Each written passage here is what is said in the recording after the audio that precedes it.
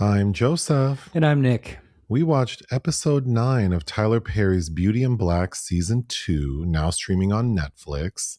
This episode is entitled Toxic Vibes. Can that be the name of the eventual Tyler Perry, the movie of the week about Tyler Perry? That should be the name of his story. Highly anticipated. Yes. I mean, us talking about it. Oh, sure. But also the part 2 of this season. From Tyler Quid Pro Quo Perry. Man, let's just get into it. So to recap what happened at the end of part 1 of season 2, the main things were Horace, Rico Ross's character, flew to Italy to try an experimental cancer treatment. Mm-hmm. Kimmy's stupid sister Sylvie was in the barn hunching up on Jules' son. You don't probably remember this reference, but Terry Garr in Young Frankenstein, roll, roll, roll in the hay. Rain witnesses it and assumes Sylvie is being sexually assaulted. So she throws that boy out the window. Yes. From a height. So he's bloodied and unconscious. We presume he's dead. Such great heights, yes. And probably the most shocking part of the end of part 1 of season 2 is Charles. We see him with a chainsaw cutting up some bodies. Yes. Mm-hmm. From a robbery gone wrong. And we see these masked men sort of invade his home. All right. So to start, I just have to say, and this is not a surprise, but I haven't watched Tyler Perry's other series, but he is so inefficient with his storytelling. But nothing new there. I know, but it's baffling because you take a break. And I don't know if I'm a hopeful person. I don't think I am, but I went into this hoping that. Well, even the rollout of this series, technically this is season 4, if you think about it, because part 2, season 2, even if it's as it started, I was like, wait, I already knew all this shit. Ugh. I stopped it and went back because I thought I made a mistake, but nope. Same old, same old. All right. The episode opens with Attorney Varney and Charles, the gay brother, in the house being held at gunpoint by 3 masked individuals. Mm-hmm. And they want to rob him. But they also see that there's this cut up body in the bathroom. Mm-hmm. They force Charles to open his safe. They take money and watches. They leave.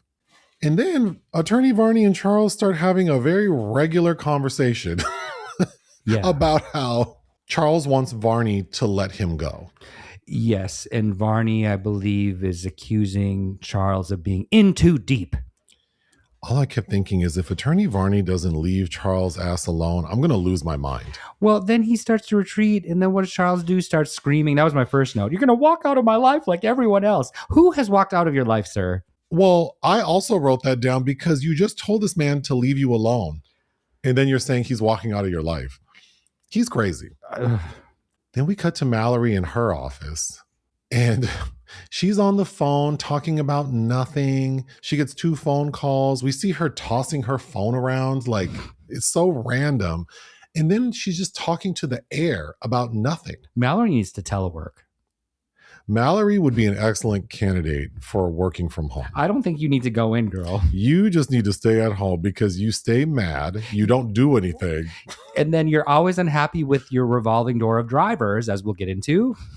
Well, additionally, anyone who walks into her office, she is pressed. You said after you watched this that she walks around talking like a pimp.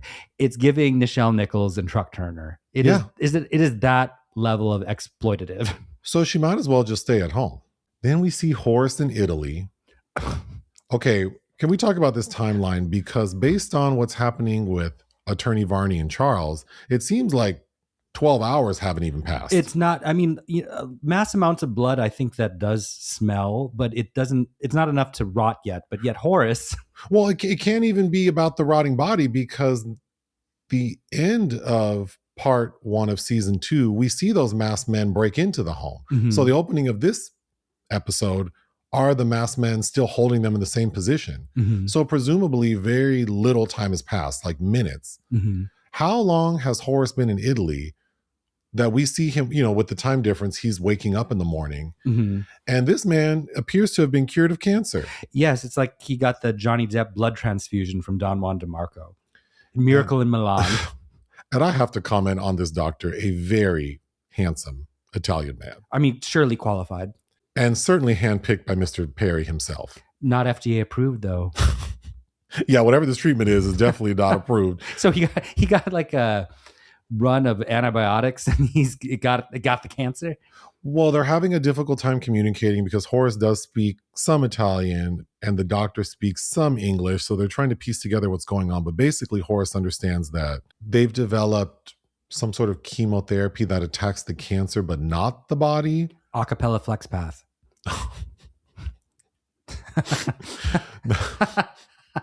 That's a program at one of those online universities. And for years and years, I said that if I ever had a kid, we would name her Acapella. We would name her Acapella Flex Path. I haven't forgotten that. I haven't either. But Horace understands because he feels much better. And he wants to get out of bed. Well, and he keeps saying, I might live. I might live. And then he walks to the window overlooking this beautiful Italian village and he shouts, I might live. Which reminds me of the illiteracy episode in Strangers with Candy. I was also thinking when Jerry Blank can read and Stephen Colbert is doing what was Helen Keller's teacher? I'm forgetting her name. And the one that Anne Bancroft won an Oscar for playing. Anyway. We then cut to Roy and Jules talking in Roy's office. And Roy is acting coked out, manic, aggressive. Mm-hmm. No one in this series, except Horace, will let anyone talk. They just shout questions and statements. And when anyone tries to respond, they tell them to shut the F up. Mm-hmm. So that's what's happening between Roy and Jules. But they know they need to do something with Kimmy. And Jules is reiterating to Roy that based on the will, the ironclad will, that if anything happens to Kimmy, they all lose their money. So Roy comes up with the bright idea that they should get Kimmy on a plane to Italy to retrieve Horace, her husband. And somehow, with them both on the plane, they can cause the plane to blow up. Uh-huh. And I'm just like, okay, these are the kind of ideas Roy is spitfiring. Mm-hmm. Did you notice we cut to a scene with Rain back at the house, and of course she's very panicked because we knew from the end of the last part that Brian Tanaka shows up, sees that Jules' son has been thrown out of a window and he appears to be dead. Mm-hmm. So in this episode, we see him trying to do something with the body. He puts it in a car, takes it to another house, tells another security guard to take him to the hospital because he's still breathing. So Rain is panicking. She tells Kimmy what happened. Kimmy won't even let Rain explain. That was driving me crazy. Because Kimmy shows up at the stable and one of her best lines in this, or her delivery, was, well, what happened to Glenn? And then proceeds to not care about what happened to Glenn. And won't let Rain explain to her that she thought Glenn was raping Sylvie. I also thought it was funny that Rain is, of course, traumatized by what happens, and Angel comes in and she starts pointing at Angel. He's like, I don't know what you're doing looking at me. I was shopping. Did you notice Rain's ass? Yes. It Man. is giving Nikki. They needed we know that she has a botched BB. Well, it's not even a BBL. It's like those silicone injections. So she's supposed to look kind of messed up, but it was funny. They attached a whole ass love seat to her derriere. My God. I also, the freak flight accident that they're planning, I legit just watched an old giallo from 1971 called The Case of the Scorpion's Tail. And we see a plane blows up, like a model plane. And then one of the plot points of that is whether or not somebody orchestrated this woman's husband to be killed on the plane. Like, what a terrible thing to do. There are a ton of other people on the plane. Well, for sure. Even on this Beauty in Black bullshit, you're going to take out the pilot? Like, these people are so raggedy. We cut to Roy inside of Varney's home. How did he get in there? I mean, he's magical, I guess. He proceeds to disrespect and strong arm Varney into basically not submitting the will. Yes, more blatant homophobia. Mm-hmm. Roy tells Varney, because of course they all know Varney is a homosexual. but they're blackmailing him by saying, we're not going to tell Horace. But of course, to the audience, the gag is Horace is a man who has sex with men. Capital DL. But Roy says, my dad is the biggest homophobe I've ever met. But then proceeds to be extremely homophobic. It's like, damn, so your daddy must be... Is this a title you're trying to take? Or? Yeah, are you trying to get the crown? I think Debbie Morgan's takes it, though, so far. Is being the most homophobic? Oh, yeah. Don't you remember how she was treating Varney in season 2, part 1 of season 2? Well, she was drunk and trying to have sex with him, and then... Yes. Yeah, well, I mean, yeah, she's awful, too. I was so confused, though. Roy, first of all, how does Roy know that... I was just confused about the will and why Roy thinks Attorney Varney could redact the will. He's also commenting on his lavish home and what he's doing with all of their money. Mm-hmm. He does have a nice spot, but it just looks like a nice loft in Chicago. Also, he has other clients. He's acting like he lives in a $10 million mansion.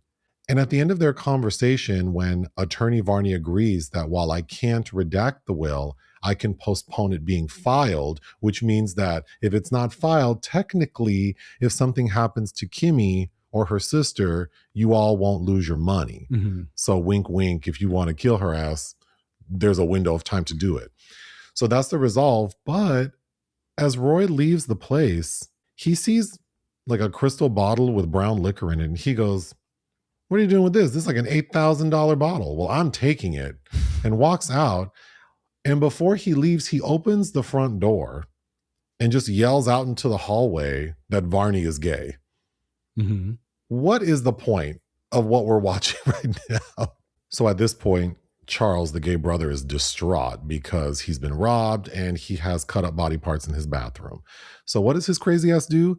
He goes to Beauty and Black headquarters, walks into Mallory's office, sulking, sits down, doesn't say anything. She tells him, I want to go to the strip club. Why does Mallory want to go to the strip club?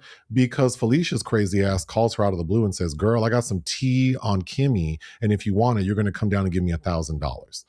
So Mallory, for some reason, cannot just take her ass to the strip club, find this heifer, give her $1,000 and get the info. She needs a companion, an escort? I don't know. I did notice that Charles was wearing that Eddie Murphy Star Trek red style blazer. Yeah, for someone who is like, yeah. He's dressed. He's suited and booted. Okay, but super stressed, I guess. So he walks in sulking, says nothing to her. She says, take me to the strip club. He says no, gets up and leaves. And that's the end of the scene. Mm-hmm. What was the purpose of that scene? I don't know. We cut to Charles calling his mom, Debbie Morgan, saying, I'm in trouble. You need to come over. Okay. Then we cut to Jules at the hospital visiting his son, Glenn, who's unconscious. And again, it's just characters shouting. Jules is asking everyone, what happened? And then as they're trying to explain what they know, he's cutting them off, telling them to shut up. And do you believe the behavior of a young gentleman like Ace makes sense, being that he's the progeny of Jules? I don't think that man would, that because he seemed like a nice, polite young man. Well, we did see, I think in season 1, we do see his home life, and his wife and the daughter seem very normal. Yeah. But it's unbelievable because Jules seems like he is everywhere all at once except at home, and somehow his home life is like picture perfect. If he's not home being abusive, he is certainly absent. That's what I'm saying. So maybe that is why his son is kind of decent. But then he's screaming at Brian Tanaka, you're with me. I wanted that Avril Lavigne song to play, I'm with you. That's how adamant he is. You're with me. So we get this long scene of Jules yelling at Brian Tanaka and the other security guard, and we glean no information from that. That scene was pointless. Yes. We cut back to Mallory sitting in her office looking mad as hell when just out of the blue, Officer Traxon walks in. I'm your new driver. I'm on my latest 18-hour shift.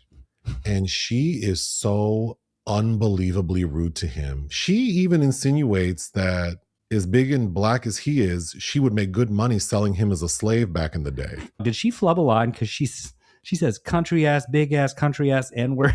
What? I just think it's, well, the point of that scene to me is nothing. And then she tells him to take a bath. And then it's like, bitch, didn't you need a ride somewhere? You've already asked some person to give you a ride. They didn't want to do it. Now the person who's here to give you a ride, you disrespected him on a level that we've said this many times, but I don't understand how these executives of a multi-billion-dollar corporation are talking to their employees like they are pimps.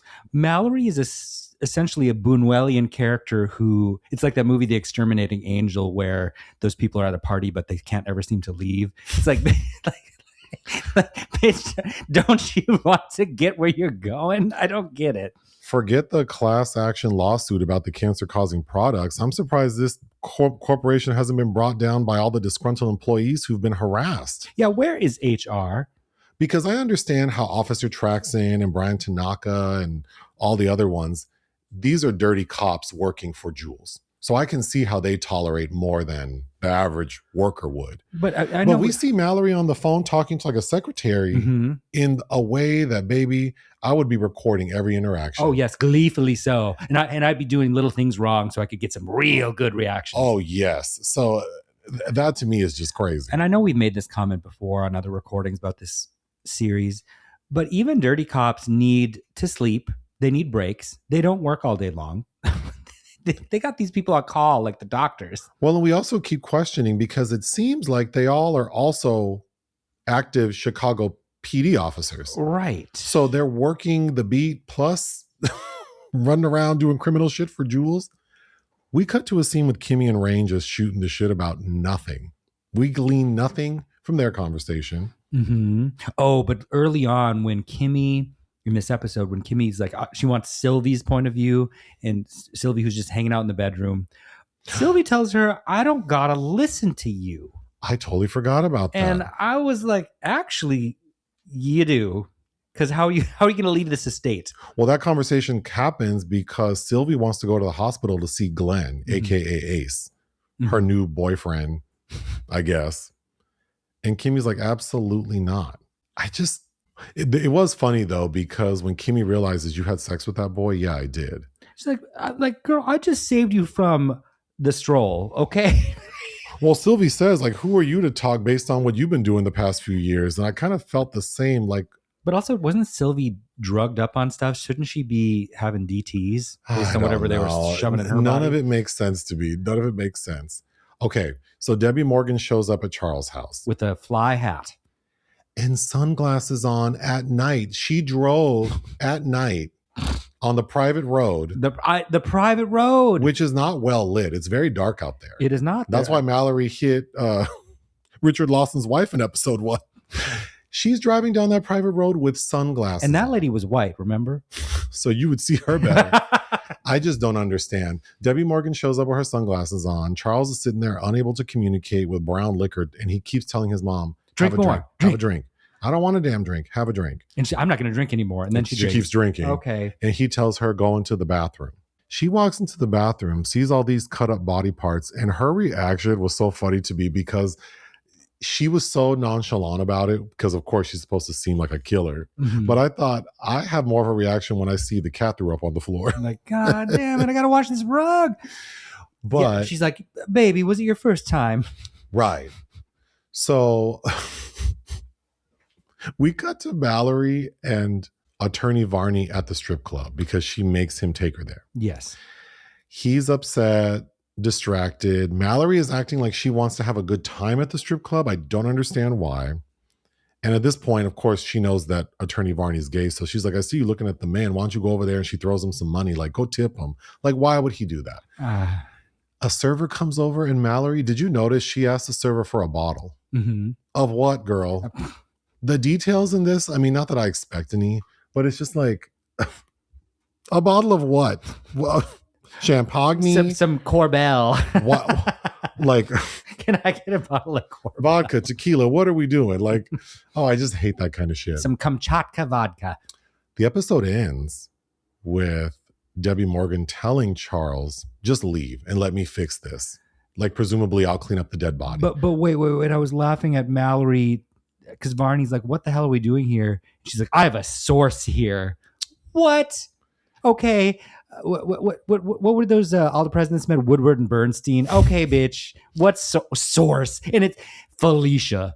Again, this inefficient storytelling. We didn't need all of this. We didn't need 2 previous scenes with Mallory trying to get a ride to the strip club. We don't need this 3rd scene with Mallory trying to turn up at the strip club. All we needed was her to take her crazy ass to Felicia, hand her a G, and say, what do you know about the Kimmy? way Mallory orders people around? Why didn't she just walk up to that bitch on the box and be like, okay, come on, you want your money? Let's step to the back. What do you have to say?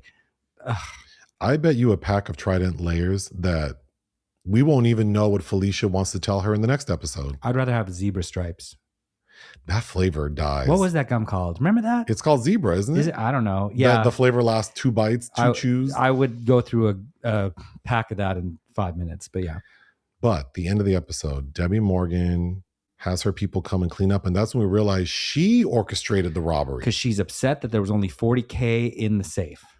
So Debbie Morgan had people burglarize her son's home to get his money out of the safe because we already know she's having financial problems. When she finds out he only has $40K, she loses it. Mm-hmm.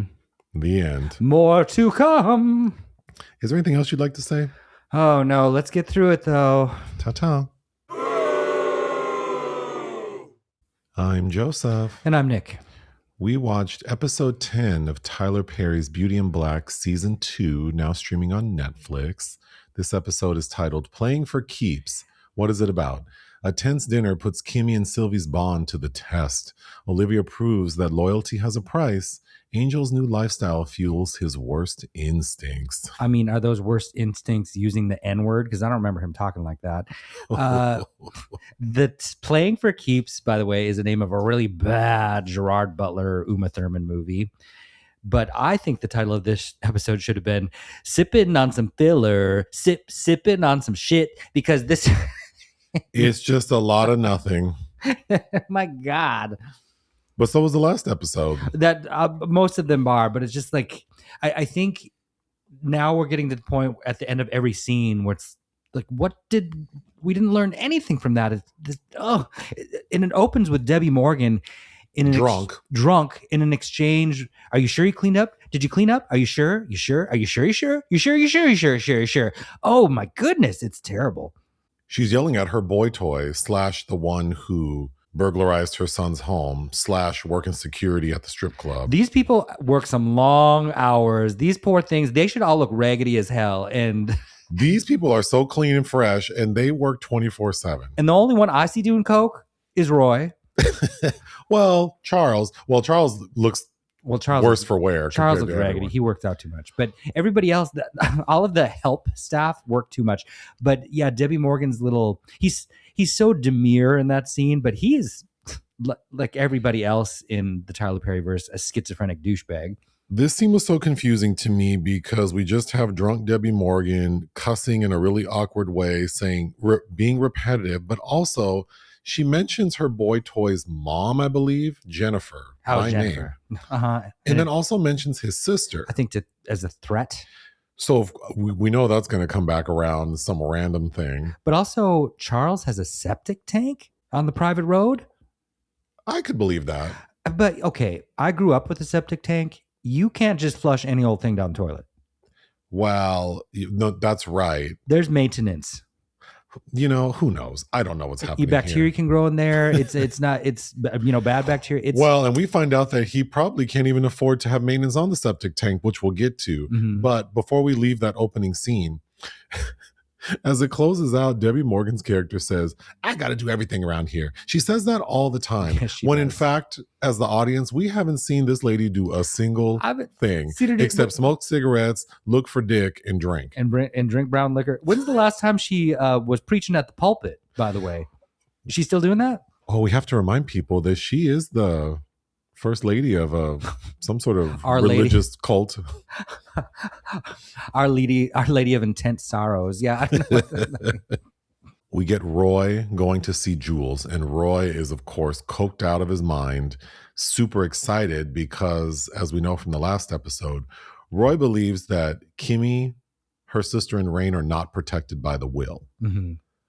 But Jules, this entire episode, is in a solemn mood because he is worried about his son, who of course is in the hospital after Rain pushes ass out the window. Mm-hmm. So, and I think anyone with half a brain cell would not take anything Roy says with any validity. Right. So Jules is just sitting there like, oh yeah, they're not protected. You sure? I'm sure. No, Roy says, and I quote about Attorney Varney, I saw him talk to the clerk. Lie, you heard him talk to the clerk. You did not see him talk to anyone.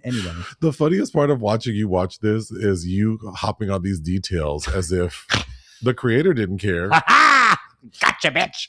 We cut to Kimmy, Rain, Sylvie's dumb ass, and Angel sitting at the dinner table. Yes, this was apparently a plot point in the synopsis, and this is a nothing scene. But anyway. Sylvie wants to know about Glenn, her new boyfriend who's in the hospital. And they're like, bitch, you cannot go see him. I do not care. And Kimmy's telling her, I'm going to send you to college because I still don't know if you're protected. So I need to get you somewhere safe. She goes, I'm protected by marriage. That line. I know. It's so dumb. Sylvie tells her sister, it's funny that strippers and whores know what's best for me. Ooh, girl.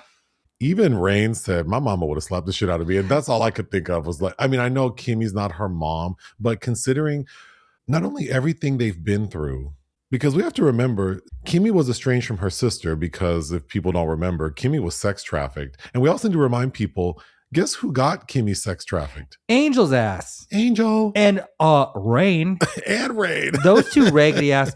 Anyway, but Sylvie's like... This is why chosen families sometimes are some bullshit. Exactly.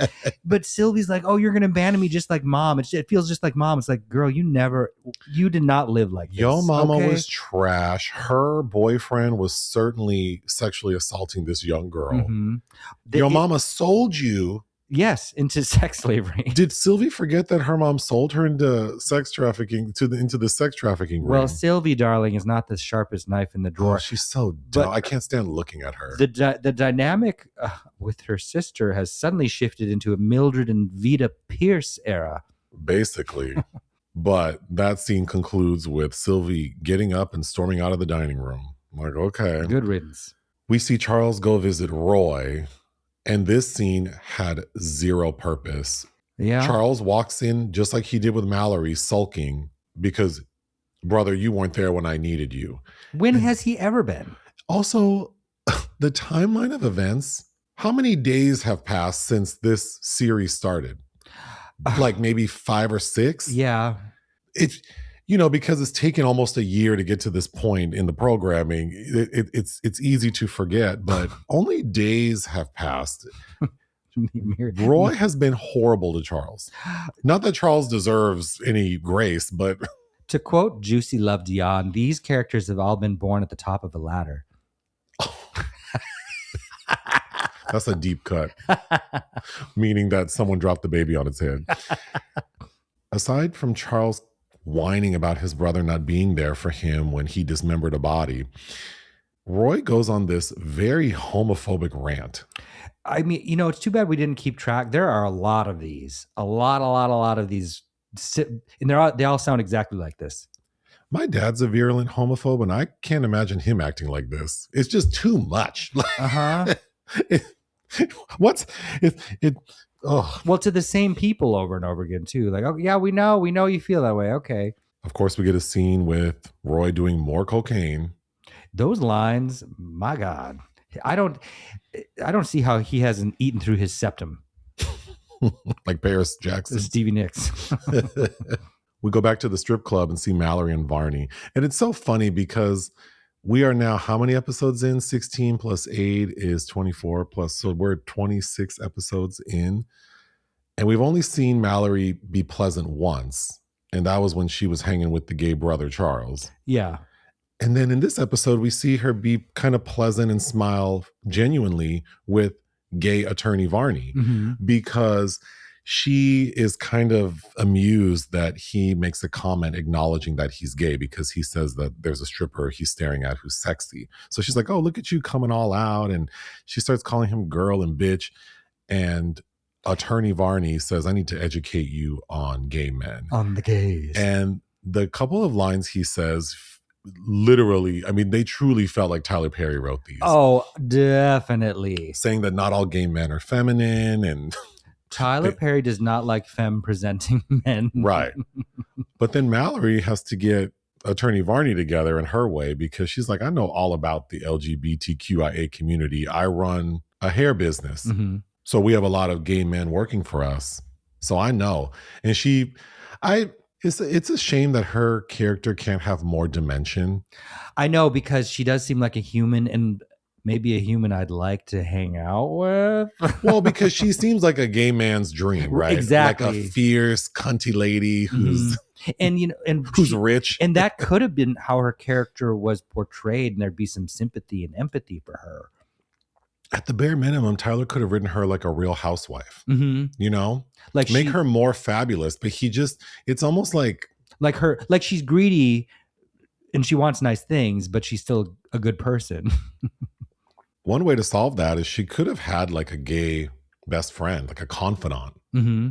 Like in Greenleaf. Yeah. You know, they had a lot of prominent queer support. Remember the guy that wanted to be part of the choir? Mm-hmm. Mm-hmm. I had bet you a pack of Trident layers that we weren't going to get to Felicia's tea, but we do. that ain't tea. That's Felicia approaches Mallory and Varney at their table with their bottle. It turns out the bottle they got was just a bottle of brown liquor. I have to say, I've been to many a place where bottle service was an option, and brown liquor. I mean, I don't know what it's like to go to, I guess, predominantly black strip clubs in Chicago. And so when you just say bottle, they bring you brown liquor. Because my first thought would be either a bottle of vodka or champagne. But anyway, they have their bottle of brown liquor there. Felicia shows up. What did you say she looked like? She looked like you said she looked like Pepto-Bismol, and I said she looked like Luchadore dressed as a bottle of Pepto-Bismol. She looked crazy. She looked crazy. That is not tea. The only tea that she is serving is Tina. Well, she does. Well, it's not tea to us, the audience. Right. But so to be fair, it is tea to Mallory because Felicia's crazy ass she gets to it, but it's so that scene was circuitous. So painful because she says she's high. So she keeps repeating herself and Mallory has to tell her, focus. How many times did she say focus to her? Like 10 times? Mm-hmm. Finally, she says, well, the tea is Kimmy's whale wanted her to work at their company, but the wife didn't want it.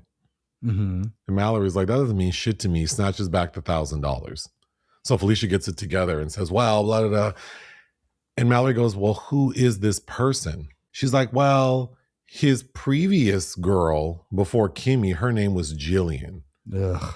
And Jillian was the one who talked like this, who was Mallory's assistant, and y'all who we haven't seen. Y'all know there's only one Jillian in Chicago too, okay? So immediately Mallory puts two and two together like, wait a minute. And so she pulls out her phone and says, is this Jillian? Yes.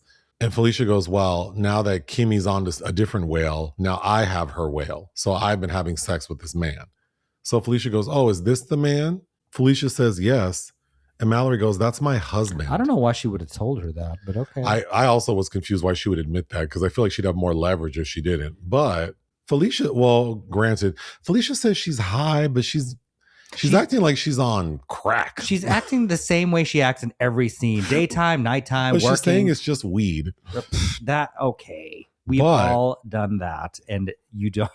Okay. But then she starts acting like, oh, we're cool. I'm going to tell you about how I've had sex with your husband. I had it here and we did this and laced with chronic. Anyway, yeah, right here on this couch. So Mallory says, okay, take the $1,000. Thank you. If you get any more information, let me know. And she's like, well, he's going to come here tonight and meet me. So of course, Mallory's like, oh shit, we have to stick around. When Mallory gets back to the table, Attorney Varney is not there. We see that he was in the bathroom. And when he exits the bathroom, the sexy stripper he was eyeballing stops him, little Papacito. Mm-hmm. And at first, he's coming on very strong, like a stripper would, trying to get a private dance. But then the stripper says, well, I know you're an attorney. Mm-hmm. How do you know that? Well, people talk and I need some help. Maybe instead of you paying me for sex, we can trade. I'll give you some ass for some legal advice. Wouldn't you have died if he said, yeah, that's my first name? And what? Oh my God. Because what if Attorney Varney's first name is Attorney? Loki, if I had smoked some weed right now, I'd be like, that's brilliant. But I know. If we find out that Attorney Varney's first name is Attorney, I'm not going to eat crow, but I will give an applause to Mr. Perry because that would be very funny. I've had egg on my face many times in my life, and I would accept it at that moment. But that's.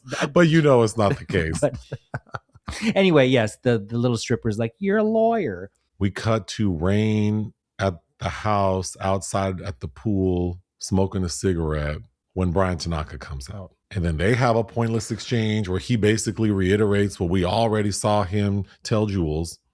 Glenn is alive. He's probably not going to remember that you tried to kill him. Rain goes back inside and Angel's crazy ass is playing music loud, dancing like a goon. So now we have to take a little break because there's breaking news. Xavier Smalls, the actor who plays Angel, has gotten some attention today because he posted a video, like a live video on social media that's like anti-LGBT. He basically said that gay people are going to hell for their sins. What? Yeah, which is strange because his character is doing gay shit in this series, and also his boss Tyler Perry's a virulent closeted homosexual. So the lady doth protest too much. Okay, well, so that's unfortunate. I mean, he's only been cast in Tyler Perry shit anyway, so keep him. You can keep him, Mr. Perry. All yours. But before I read that, I was thinking someone needs to just kill Angel because he is a liability. He's messy because he is now acting like he's a big baller, shot caller, spending all this money because, of course, way back when Horace gave him that credit card with no limit. He's being reckless. He's kind of being rebellious against Kimmy. Like at the dinner table, he was kind of making faces like, well, I don't care what y'all do. I'm going to do me. Mm-hmm. And he is the reason Kimmy was sex trafficked. Yes. If I were her, I would find a way to get rid of his ass. Also, doesn't he have a kid? He has a baby mama and a kid, and he's out here. He's buying diamonds, and your kid. Okay. I kept thinking that, but who cares? Well, I mean, people. What Maya Angelou said: when people show you who they are, believe them. Wow. I was reminded in this episode that Rain wants to buy the strip club, and I forgot that Delinda, the one who I thought that monstrosity, well, who had a really sensible, nice house. Yeah, she did. She was brutally, and I thought that she looked like she'd live in a chicken coop. Brutally murdered. And brutally murdered. It's not funny, but it is. Her son, Giovanni, I forgot that a few episodes back, he had gone to the strip club after his mom died, trying to get the financial records, and no one would let him in. So he's just a dummy. Right, because he has rights to the business. Go get. Well, but of course, let Debbie Morgan tell it. They own the police. So okay. Whatever. But we're going to get back. These people seem so small and stupid sometimes, but then they talk like they are literally, it's like Ready or Not 2, Here I Come. Oh, yeah. Where these morons rule the world. Yes. Which is kind of a spoiler, so I'm not going to get too much. It's also what's happening in the United States, at least, but right now. Yeah, Angel's going on and on about... he's got no limits, and he talks about Giovanni, and Rain's like, oh, I want to talk to Giovanni because I blah, blah, blah, blah. So she's like, I'm going to go to the club with you. And they go to this place called Club Edge, where there's a line, but if you're... They pay VIP $300 so they can park in the front. They don't have to wait. They get inside, and the first batch of people we see... I'd be like, and immediately Angel's like, ooh, this place is popping. No, it's not. No, it's not. Club Edge is not popping. Also, there's nothing going outside on the street. This is a dead zone. And then he just screams at somebody, bring me some bottles. Again, bottles of what? Bottles of what? But then I guess if you have so much money, they just bring you an assortment. I don't know. Can I get a flight of bottles? And then Giovanni is in the corner. It looks like he's sniffing something, but clearly supposed to be... Well, the lore about Giovanni is that he's a crackhead.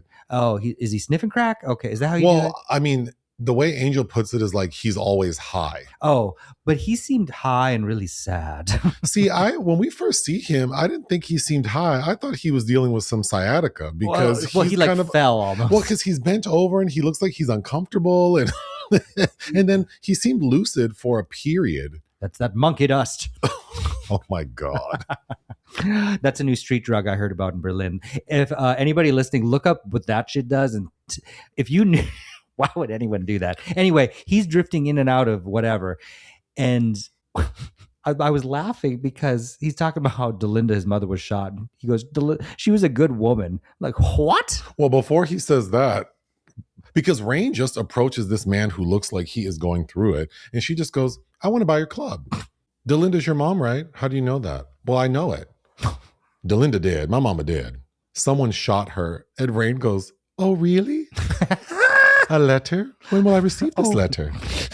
Well, remember, so does Rain not know about that? I guess she was laid up in the hospital then. Anyway.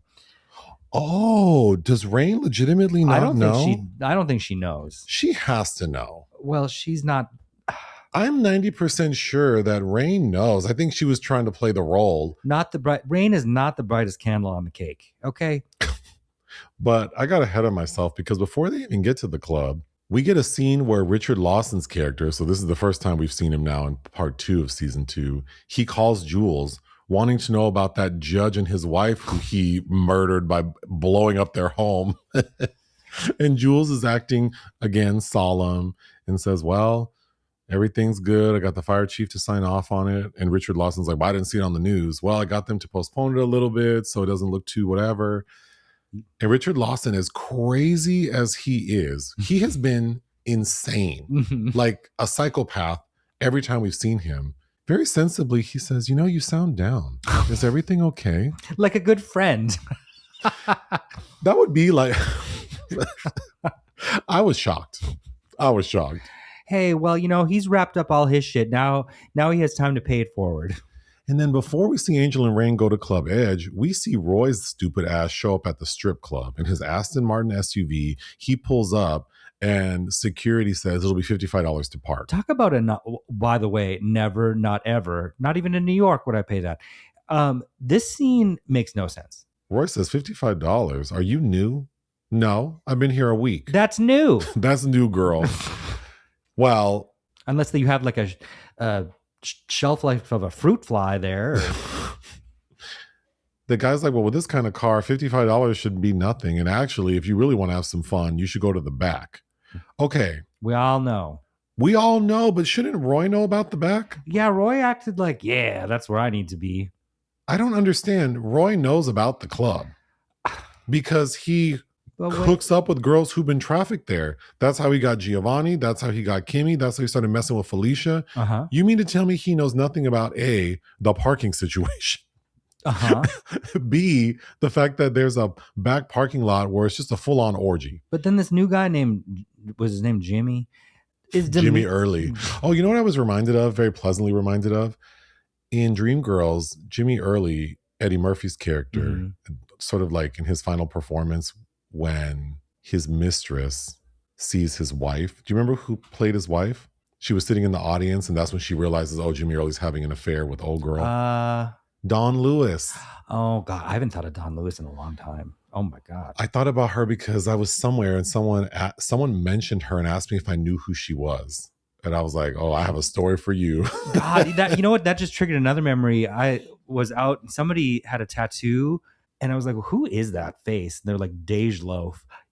When's the last time you talked about Dej Loaf? She had a song that I feel like you used to play a lot. I know, but when's the last time you thought about her? Anyway, so yes, this is the club where there's a Jimmy and a Kimmy, and they all hate Roy. But Jimmy is an outright douchebag to Roy. And the way Roy pops off at everyone, like the biggest little man, he takes it like a chump from this man. I was shocked. No, he's like, watch what you say.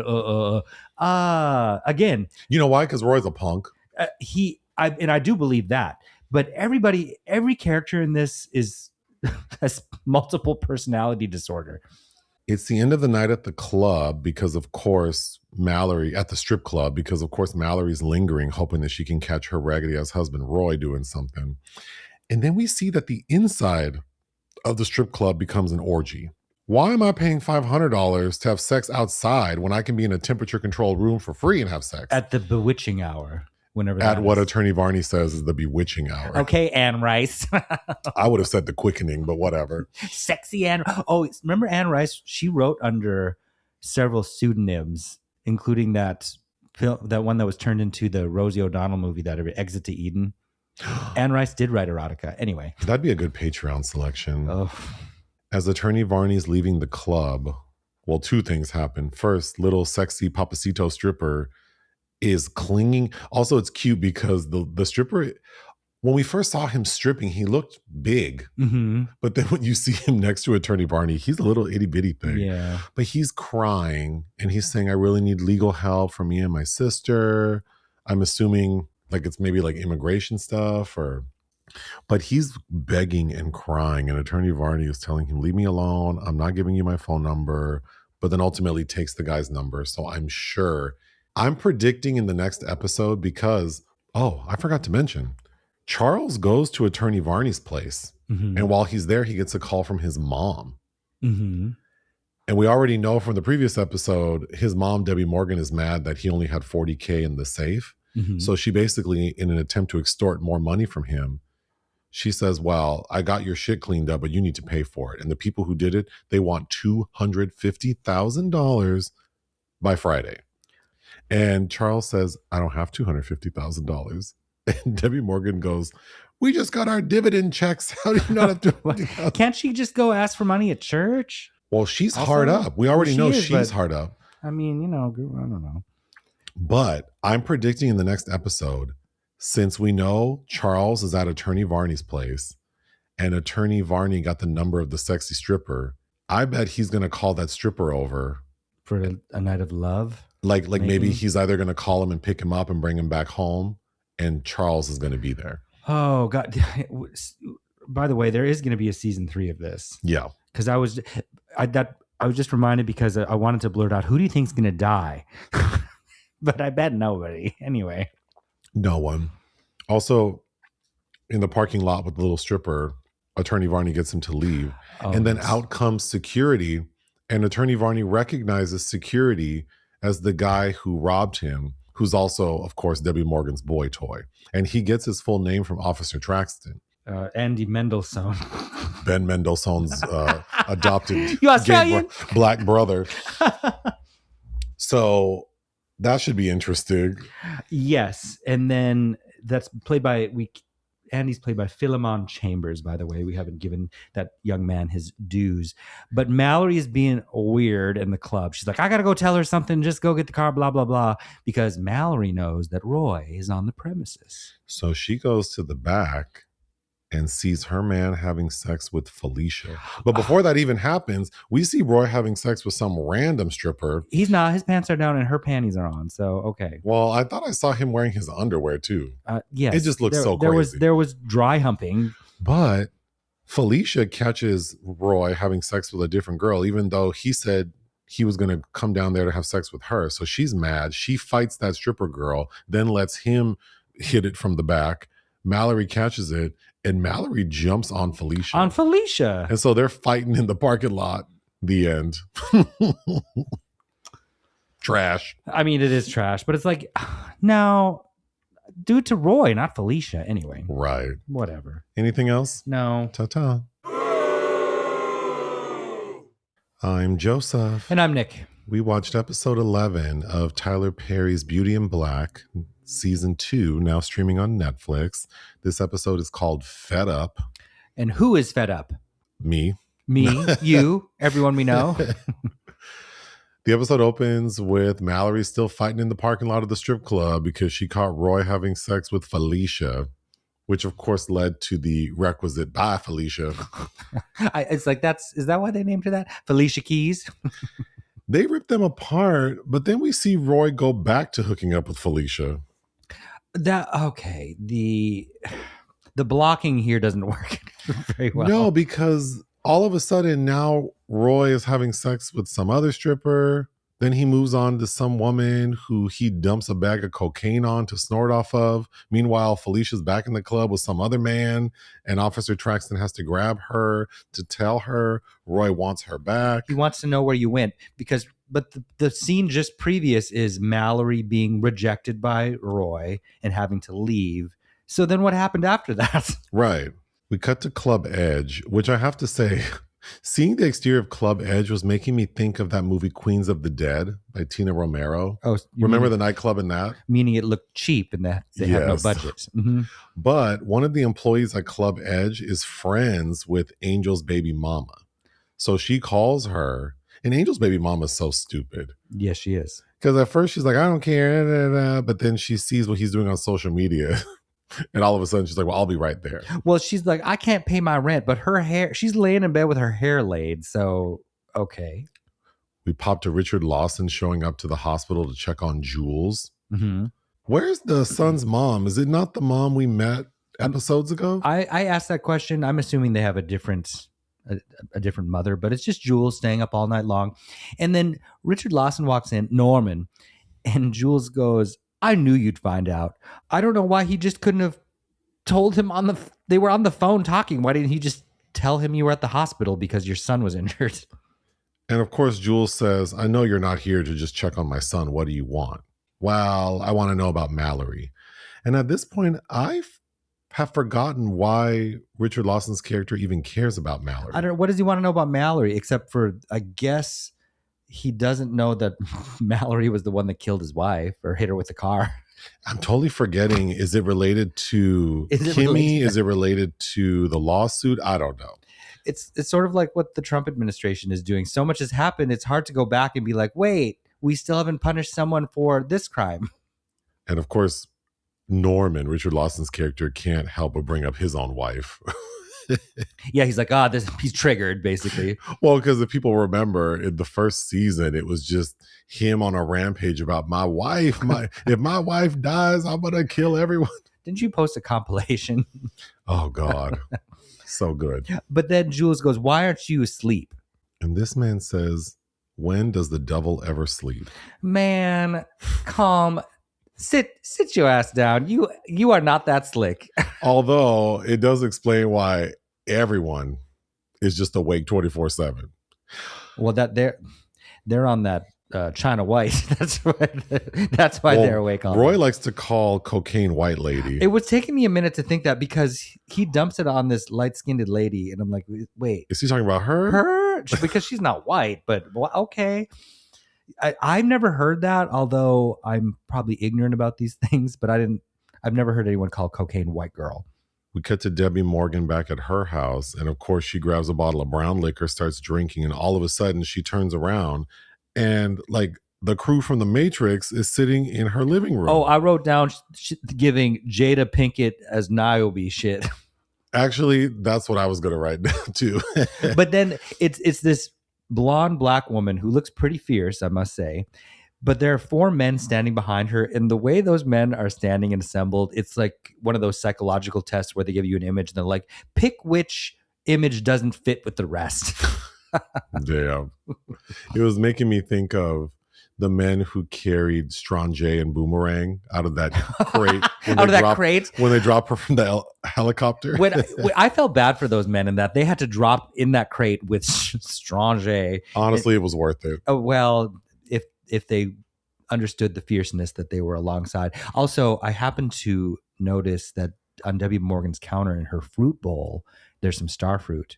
For someone who doesn't have any money, she's buying expensive fruit. She should have bananas and tangerines and red delicious apples. She can't afford Honeycrisp. But yeah, star fruit. I mean, it's not as expensive as dragon fruit, but still, you don't really see those often. Anyway, we find out those people are there to collect on a debt, and they work for a big boss. And the blonde-haired woman tells Debbie Morgan, you were supposed to have the money by now, and you don't. So I have to bring something back to the big guy. And Which doesn't make sense for what happens, but okay. Well, they basically hobble Debbie Morgan. So it's giving misery. It's giving misery. They grab a $25 sledgehammer out of $1,000 carrying case and go all Annie Wilkes on her. Yeah. And we see the sledgehammer hit her shin. And I mean, it's not that Olivia doesn't deserve to get her ass beat, but see, I felt no pity for her, but I'm like, hit her again. Well, she does deserve to get hit again. The shit she was saying to Attorney Varney. To everyone. I'm fine with Olivia getting her head smashed in. It's fine. Wow. Well, I don't need to see it, but I'm fine if she dies. Sure. Well, I will say that if she does die, it's not because she didn't deserve it. No, some light torture, I think, is coming her way. That'd be fine. Rain is stuck at Club Edge because Angel doesn't want to leave. So she calls Brian Tanaka. And of course, he's sitting in his very modest apartment shirtless, looking Yes. good. Mm-hmm. But then I was thinking, so this man has like 3 jobs, Mm-hmm. and this is how he's living. Well, when is he going to the gym? Well, okay, when's he going to the gym? Because he clearly is. So when does that happen? And I would think if you're like a Chicago PD officer who also works with this company doing nefarious things, you should be pretty comfortable. He looks like he's struggling. Well, also, and his hair is getting done regularly. But if I'm recalling, don't the cops also owe Jules money? Something like that. I don't know. They're not in the best position, I think. So I might have to take all that back because Jules might have them by the Jules has scrotum. everybody over a barrel. However, an endless one. I don't know. A bottomless one, I guess is what I'm trying to I started drinking. We see Attorney Varney pick up Mallory from the strip club because they were both there. He finds her, picks her up. They're driving home. And they have kind of a heart-to-heart, actually. They're talking very softly in the car, yes. But the thing that, while I was impressed that this is the first time we've seen Mallory actually be somewhat vulnerable with someone, and it makes sense that it would be with Attorney Varney, she keeps saying that she's not dealing with Roy's shit. Well, I don't know. But she has been. What's she been doing? I'm so confused. The moment we met her, we knew. It feels like she's been condoning his shit. The moment we met Mallory, we knew that she thought her husband wasn't shit, that he's stupid, dumb, wasn't she an idiot. Retaliating by sleeping with that driver that was dating Jillian. I totally forgot about that, but yes. Mm-hmm. Also, she knows that he's sleeping with other women. Mm-hmm. Her reaction to not only seeing him doing it and fighting this lady, but also crying in the car as if her feelings are hurt. But ultimately, after Attorney Varney asks her, did you ever love him? In a circuitous route, she does say, no, I didn't. It's hard to love a weak man. A powerless man. That was very Tennessee Williams Southern Belle, kind of. So I'm a little confused by her. Or am I being naive? No, I'm perplexed at all these Tyler Perry creations because they're not cohesive characters. We then see Kimmy sitting at her desk, and you made me laugh because she's sitting there with a cigarette, and you were mimicking she looks like a 1950s detective. I was doing Eddie G. Robinson. Yeah. See, the receipts are not up. The numbers. I'm trying to run the numbers. I don't know what she's doing there because, of course, there's no computer. It's just like papers and a cigarette. Why are you smoking inside? Right. When she gets a call from Jules, and Jules confronts her like, do you know what happened to my son? It's very Angelina and Changeling. And she's like, I didn't even know that was your son until today. So no. And he says, well, Brian Tanaka told me that you were there. Well, that's not possible. Well, I have video footage. Well, you better check it again because you're just going to see me not being there. We have a very abrupt cut to Roy having sex with Felicia again in the back of his Aston Martin SUV in the parking lot of the strip club. The amount of cocaine he's doing, I need to see him taking the blue pills too, because there's no way he's functioning. There's no way. We then cut to Kimmy walking into Sylvie's room because, of course, Sylvie had stormed out at dinner. And it looks like there's a pretend body in the bed. It's like just this storm of dark hair, and we don't see anything else. But Kimmy pays it no never mind. She sits down and calls Rain. Also, if your sister's sleeping, could you please not call your friend while you're in the room? Did that make any sense? Why are you waking me up? It made no sense. I'd be so mad. And then because in that conversation with Rain, Kimmy's like, you know, I can't sleep in this house. So what, bitch? You're going to be the machinist? You're never going to sleep here? But that conversation is basically Kimmy trying to suss out. Well, she wants to know where Rain is. And then they get to Brian Tanaka. Kimmy's asking, how much do you trust him? Well, based on what he did, a 5. Well, what did he do? I can't tell you. Ugh. She's like, well, 5's not good enough. Well, after what he just did, maybe a 7. Well, what did he just do? I can't tell you. Okay. Then we cut to Horace back in his medical room in Italy.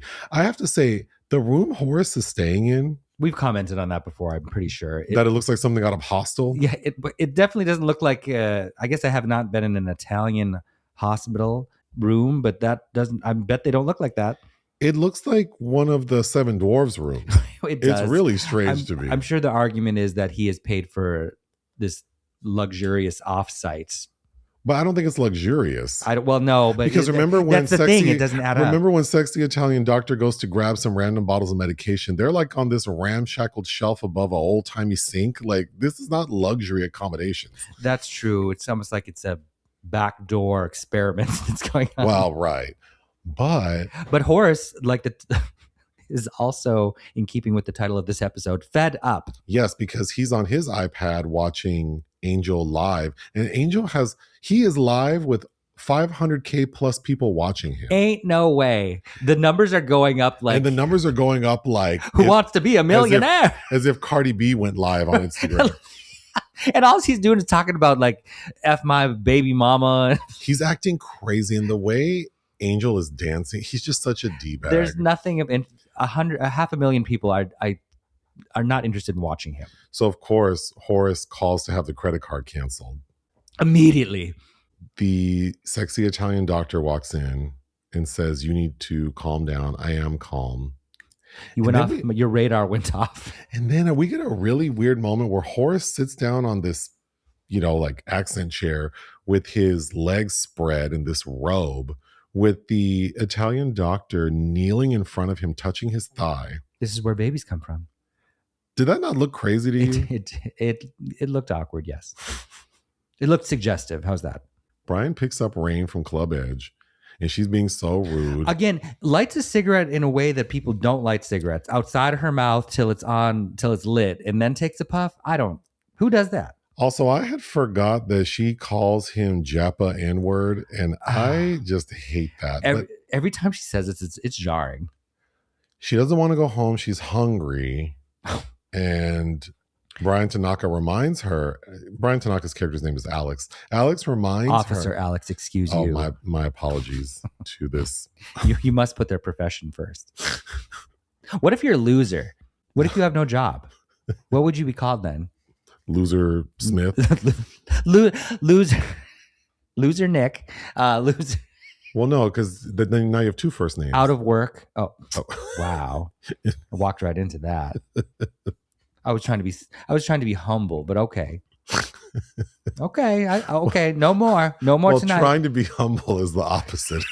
Actually, being humble. Nick's been drinking. This is gonna be rough. I've had half a glass of wine. Thank you. Officer Alex reminds Rain that she has a butler. Yes. And that he can prepare her whatever she wants. James. And she says, "Well, I'm a hood bitch and I like hood food. So okay. can you give me a recommendation?" And he goes, "Well, there is the Fox G Lounge." Fox G Lounge. What the hell is that? Which immediately made me think of the Snooty Fox Motel. Oh my, the Fox G Lounge. Well, it made me think of some joke cafe in the 20th century backlot. What's that really good soul food restaurant on Fairfax and Beverly? Annie's Soul Delicious. Annie's Soul Delicious. I'm certain that Fox G Lounge does not compare to Annie's Soul Delicious. Oh, no. Well, late at night, what kind of collard greens are you trying to get at the 24-hour Fox G Lounge? Wow. Interesting. That bacon grease has been used. Angel's baby mama shows up to the club. And her homegirl... Who works there? That's how she knows that his bill is $39,000. The writing of this is so awkward. She gets out there and she's like, okay, basically tells her friend, like, okay, bitch, you got to pay to get in. You got to pay to get in. I'm not paying to get in. You're my friend. You work here. And then she just tells security, like, okay, she can come in. Why would we even and need to go then she checks her for a weapon, but doesn't check her, even though your homegirl's there to start some mess. Mm-hmm. She walks in, sees Angel, starts cussing him out. He's telling her, F you, bitch, this, da-da-da-da, you ain't shit. Old girl grabs a bottle like she's going to hit him. And of course, she's removed from the club. Mm-hmm. Hey, at Club Edge, they know people are on edge. So security is alert. Then hard transition to Attorney Varney walking into Mel's diner. And guess who's there? Sexy Papacito stripper. That scene was giving the Kip moment from Heated Rivalry. Wow. But, not quite as well done. And of course, sexy stripper is saying, I really need your help. And I read that, or someone told me that if you give a lawyer $1 as a retainer, now they have to keep your shit confidential. Yeah, it's kind of like inviting a vampire inside. And Attorney Varney's like, I charge $1,400 an hour, so you need to come up with $1,399 more. But Attorney Varney has a heart, decides to listen, and we find out that basically Sexy Stripper and his sister are in the same situation Kimmy and Rain are in. An Angel. Mm-hmm. And Angel. And that he needs help. Yes. Attorney Varney starts hearing the story and... Okay, wait. He starts hearing the story. The man says, he starts talking about his life, and he says one Spanish language word, hermanita, which I believe means little sister. Uh-huh. And Attorney Varney stops him. And it's like straight up. He's like, hold up. You're going to have to speak English. He says in full English. He said one word, and you can't put together, I don't speak Spanish, and I knew what that word meant. Okay? Like, but the guy's pleading with him. Attorney Varney seems like, yes, you've retained me. Let me hear your story. When he hears Jules, his ears perk up, and then he hears a familiar story. So now clearly this is going to evolve into now Attorney Varney having leverage over Jules and everyone else. Yes. Because now he knows about the sex trafficking and all the laundering and all that. And then of course, Sexy Stripper's like, I still want to have sex with you. I still want you to take advantage of me. He's like, no, I wouldn't take advantage of your situation. He's like, oh no, I still want that. So I know we're going to get a scene where Attorney Varney brings him home and Charles is there. I mean, those kind of words would be music to Tyler Perry's ears, wouldn't they? The episode ends with Roy bringing Felicia back to his house, and we already know that Mallory is there. Yes. He walks in and she's sitting there, and you know what it reminded me of? Mallory was sitting like on the stairs in the corner smoking a cigarette, and it looked to me like, Why Did I Get Married To? When Janet is in the house smoking a cigarette, waiting for everyone to come in, and then she goes off. Well, Tyler Perry does. He did write them both. He does repeat himself. Smoking Marb Red, somebody needs to help Mallory get away from that brand. Hello. But Roy walks in with Felicia, and he's talking all kinds of shit. And I knew that because he's giving Felicia a tour of the house, talking shit about Mallory. What did I say immediately? If some Angela Bassett shit doesn't go down right now. Well, I knew it was going to get bad when she finished. Roy takes Felicia into Mallory's closet. Oh, and she's touching her clothes, and Mallory's sitting there just smoking her cigarette. And then they get into the room, and he's giving her a tour, and he's telling her, this is my second favorite part, this is my favorite part, this is my really favorite part. And now we have to take a break because when he was showing the bathroom, we came up with a business idea. Yeah. Uh-huh. I think that if there are any investors who want to help us do this, reach out. But we want to start something called the Dookie Bar. Oh, do we? I was joking. But and it would be a wellness center that specializes in colonics. However, let's say we have 4 different rooms. They can be made into different themes based on the lighting. Like a hookah lounge. The aroma, and also what's infused in the water that's being shoved up your large intestine. Mm-hmm. So whether it's like the healing one that's like aloe, or the peppy one that has caffeine, or something that, might help with sexual things later, whatever it is, they could have different themes. Mm-hmm. I think that could be a cute little, because when I was younger, my best homegirl and I used to get colonics regularly. Mm-hmm. And it was kind of a fun activity. Not fun like sexual fun, but just like, it felt like you were doing something. Spa day. And I'm sure, I had colonic tonic. I had an ex who was a surgeon, and he said colonics were bad. But well, I think you were doing them probably too much. Sure. Also. But yes, if anyone wants to invest in Dookie Bar, reach out. Dookie Bar. But the episode ends with Roy and Felicia start having sex in the bedroom. I will say Felicia is quite limber. Oh, yeah. And it was kind of cute watching her do some of those moves. And they're playing music loudly, and Mallory gets upset, goes into the garage, grabs.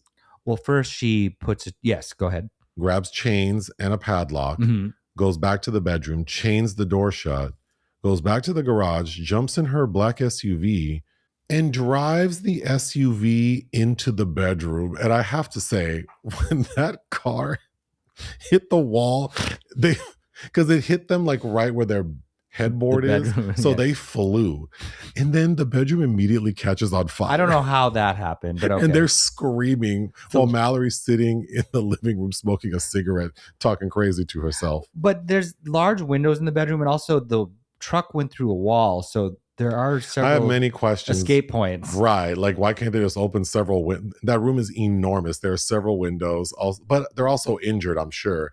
But what started the fire? It immediately like ignites into flames. I mean, these are people of straw, so they're easy to burn. Wah, wah. Hey, I want more of this ridiculousness. If I have to endure the stupidity, you need to fill it with chaos like this. This stupid, repetitive bullshit. Anyway. All done? Yeah. Ta-ta.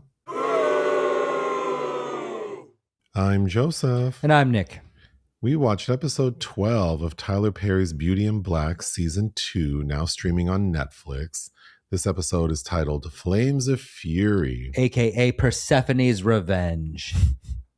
I forgot to mention in the previous episode, we hear Horace call someone saying shoot up Club Edge, but don't hurt Angel. So the opening of this episode is Club Edge gets shot up.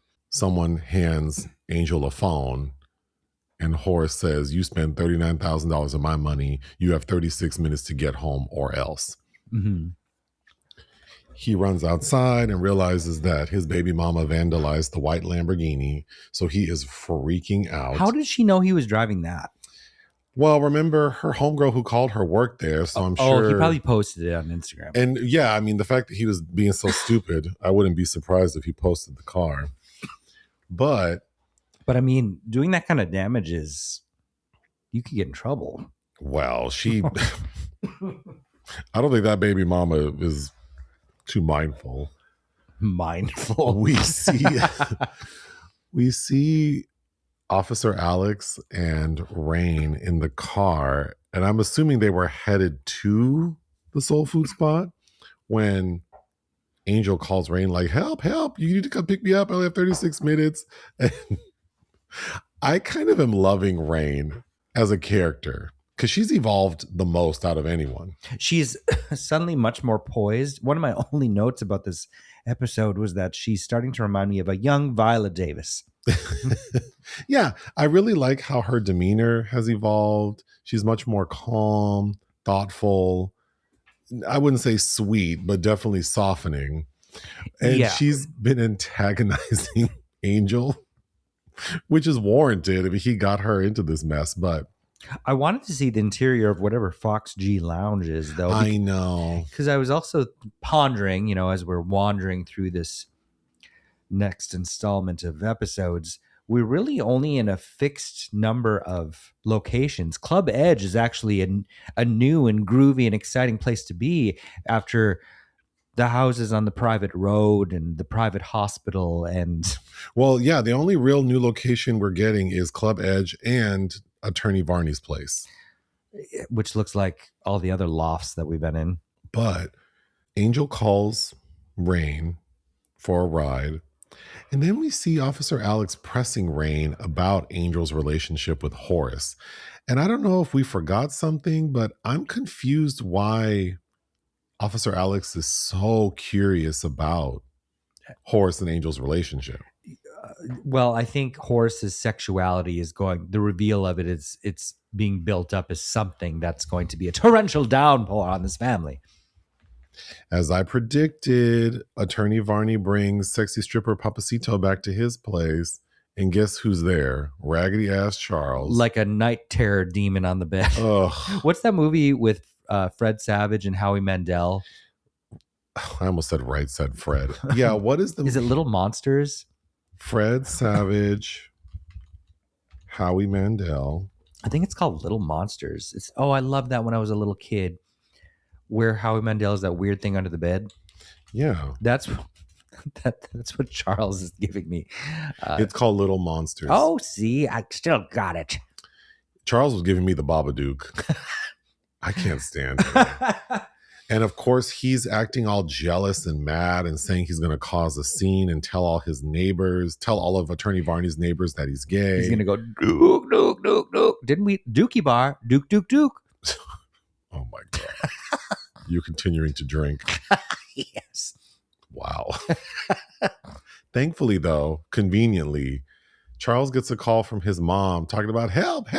Take me to the hospital. Like, but none of these people want to call Uber rides anywhere. This is a terrible, miserable family. And Charles expects Attorney Varney to go with him. Oh, and I was so happy that Attorney Varney put his foot down. Like, that's your mama. Well, not only that is he picked up this little man. And Charles asks Attorney Varney, you don't care about my mama needing to go to the hospital? And he says no. She's your mama. I was very happy with that. Yes, finally, Terrell Carter using his stature. And like you said, he has to put Charles out of his home. Like, he picks him up and throws him out the front door. So that made me happy. There's something about the way, what's the actor's name? Stephen G. Norfleet. The way he does something with his mouth that reminds me of somebody we know personally that drives me crazy. Oh, I don't know who you're talking about. You do. Oh. He has behavioral issues such as this. Anyway, he's doing something with his mannerisms. A number of people. I don't. Oh no. Well, I know so many crazy sluts. I don't know. There are facial tics he does that I'm just like, oh, stop that. Okay, something that I thought was so insane because Angel is paranoid that he has to get back to Horace's house in 36 minutes, that he tells Rain, well, I'm just going to run in the direction of where you're driving. But he doesn't know where they're coming from. Angel got scared. He was really scared. And we see him running like on a side street. He's trying to atone already. And thank goodness that was the street they were pulling up on. But yeah, he is very afraid. Gets in the car, starts screaming, hurry up. Rain is telling him to calm down and not to talk to Officer Alex that way. They get to the private road, and as they're driving down, she goes, we just made it to the private road. We're almost there. I love that Rain is so calm. But as they're driving down the private road, they see Mallory and Roy's house on fire. Mm-hmm. So, of course, Officer Alex is like, I have to get out and help. And Angel's like, well, to hell with y'all. He jumps in the driver's seat and heads back to Horace's house. But then we get a scene with Brian trying to rescue whomever is in the house. And we see Mallory in this, I don't know how she doesn't have smoke inhalation. Well, she's still smoking. And she's actively smoking a cigarette while she's sitting in this burning mansion that is filled with smoke. Hey, y'all, she's smoking Marbreds, though. Those are pretty strong. When Officer Alex finally gets into the room to get to the people screaming, we see that Roy and Felicia are just up under a mattress. Well, and it's not even a king size mattress. See what Felicia is screaming her head off the entire time. But Roy's dumbass is just laying there. But then when they get pulled out, they seem perfectly fine. Well, they do a little coughing. They're not even barely coughing. Yes, it's funny. Again, if this series can just be more of this kind of chaos, it is entertaining. Oh shit! What's that? That just sparked another memory. What is that? I watched it with Meredith Baxter Burney playing What's Her Nuts. Oh, the woman who killed her husband. Yeah, but she does a similar thing that Mallory Ballallery does, running her car into the front. It's where Stephen Elliott played the husband. Well, come back to me. Circle back. I need to look up that lady's name. So everyone gets settled. Kimmy, Rain, and Angel are back at the house, and Kimmy's making fun of how upset Angel is because he's pacing, he's trying to call Horace, he's leaving voicemails like, please call me back. And you made this comment, but Kimmy's energy in this scene, like, I wish we would get more of that version of Kimmy. I was like, where is this woman? I want this woman. Sort of vibrant and maniacal, because unfortunately, Kimmy has just become more mean. We get a scene with her talking to the butler and she's really rude to him. He's trying to help her with they're trying to have a Hector Elizondo Pretty Woman moment. Yeah, because he sees her eating the breakfast she prepared and this heifer's stirring her orange juice with a knife and she's not using the proper utensils. So he offers to help her with that sort of etiquette and she is very mean to him. She goes, I don't want to know no better. I wish that her character would have a similar trajectory to Rain, which is she bemes more confident. Well, be open to wanting to excel in this wild new world, new environment. So her giving Angel a hard time, I thought that was more the flavor we should get from her. Mm-hmm. Saucy. I was thinking of Betty. I was thinking of Betty Broderick. Oh yes, Betty. Which remember that poem, that tongue twister. Betty bought some butter, but she said the butter's bitter if I put, that one? Yes. Okay. Memories are coming back to me. Anyway. Charles gets his mom, Debbie Morgan, to the hospital that they paid half of everything in there. And she is acting a plum fool. It just makes me want her to die. It just makes me want someone to put air bubbles in her IV. It's just just like shut up. Oh God. She's so vile. If you don't have an M or a D behind your name, I don't want to talk to you. It's like, okay, bitch, you get to the doctor after we do the preliminary bullshit we got to do. So why don't you just shut up? Brian Tanaka, Officer Alex, brings Mallory back to his apartment. She goes, where do you live? And right away I know, like, ugh, okay. Well, she should know where he lives because he lives on the grounds. But you know what? I had commented on his meager accommodations, but now I remember that they live on the grounds. Yes, they do. Mm-hmm. Yeah, I remember that. So they're like indentured servants, not unlike the people working in the strip club. So it all makes sense. But yet he is going to a gym and getting his hair done in a very particular way. So, okay. So Mallory tries to have sex with Officer Alex, and it seems like he would have done it, except that guess who pops up? Roy. Oh, he pops right up those stairs. Ugh, you didn't lock the door down there? And Mallory grabs Officer Alex's gun and shoots at him. That was pretty funny. So, that he's a police officer. So every time your gun is discharged, there's a record of that. I don't think you have to account for those things. Yeah, but his boss runs the police department. Sure, but okay. So even be that as it may, I would still be annoyed that I would have to do some fudging up shit I got to cover up and think about.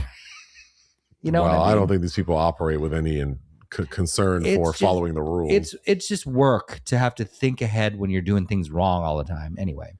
It's the next morning, and we see Attorney Varney wake up with sexy stripper Papacito, and basically, I guess they're in love now. Speaking of hair, we don't see Papacito's hair at all. No, and when we see him stripping, he's wearing a hat. Yeah. When we see him at Mel's Diner, he's wearing a beanie. Uh-huh.